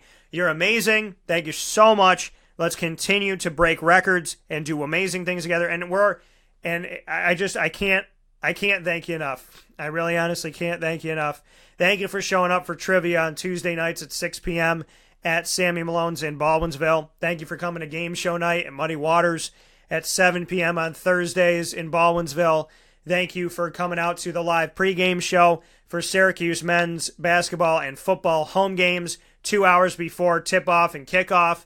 And the next one we have is February 3rd with myself and Gene Waldron standing in for Dale Shackelford, who will be out of town. So Gene and I will be at Lee's at 2 p.m. on Saturday, February 3rd. And at 4 p.m. they will tip off against Virginia at home in the Carrier Dome, trying to win in a rematch of their 68-61 loss on the road after Syracuse has 2 road games against Pittsburgh and Georgia Tech coming up. So, with all that being said, there's so much going on. Please stay close. Join me on social media because that is the easiest way for you to know everything that's going on. And become a member of mixlr.com/wakeupcalldt. And the last thing I have for you is buy your tickets for the CNY Pop Festival, featuring numerous Syracuse athletes and entertainers, by going to cnypopfestival.com and clicking on Buy Tickets Now. God bless you, and have a great day.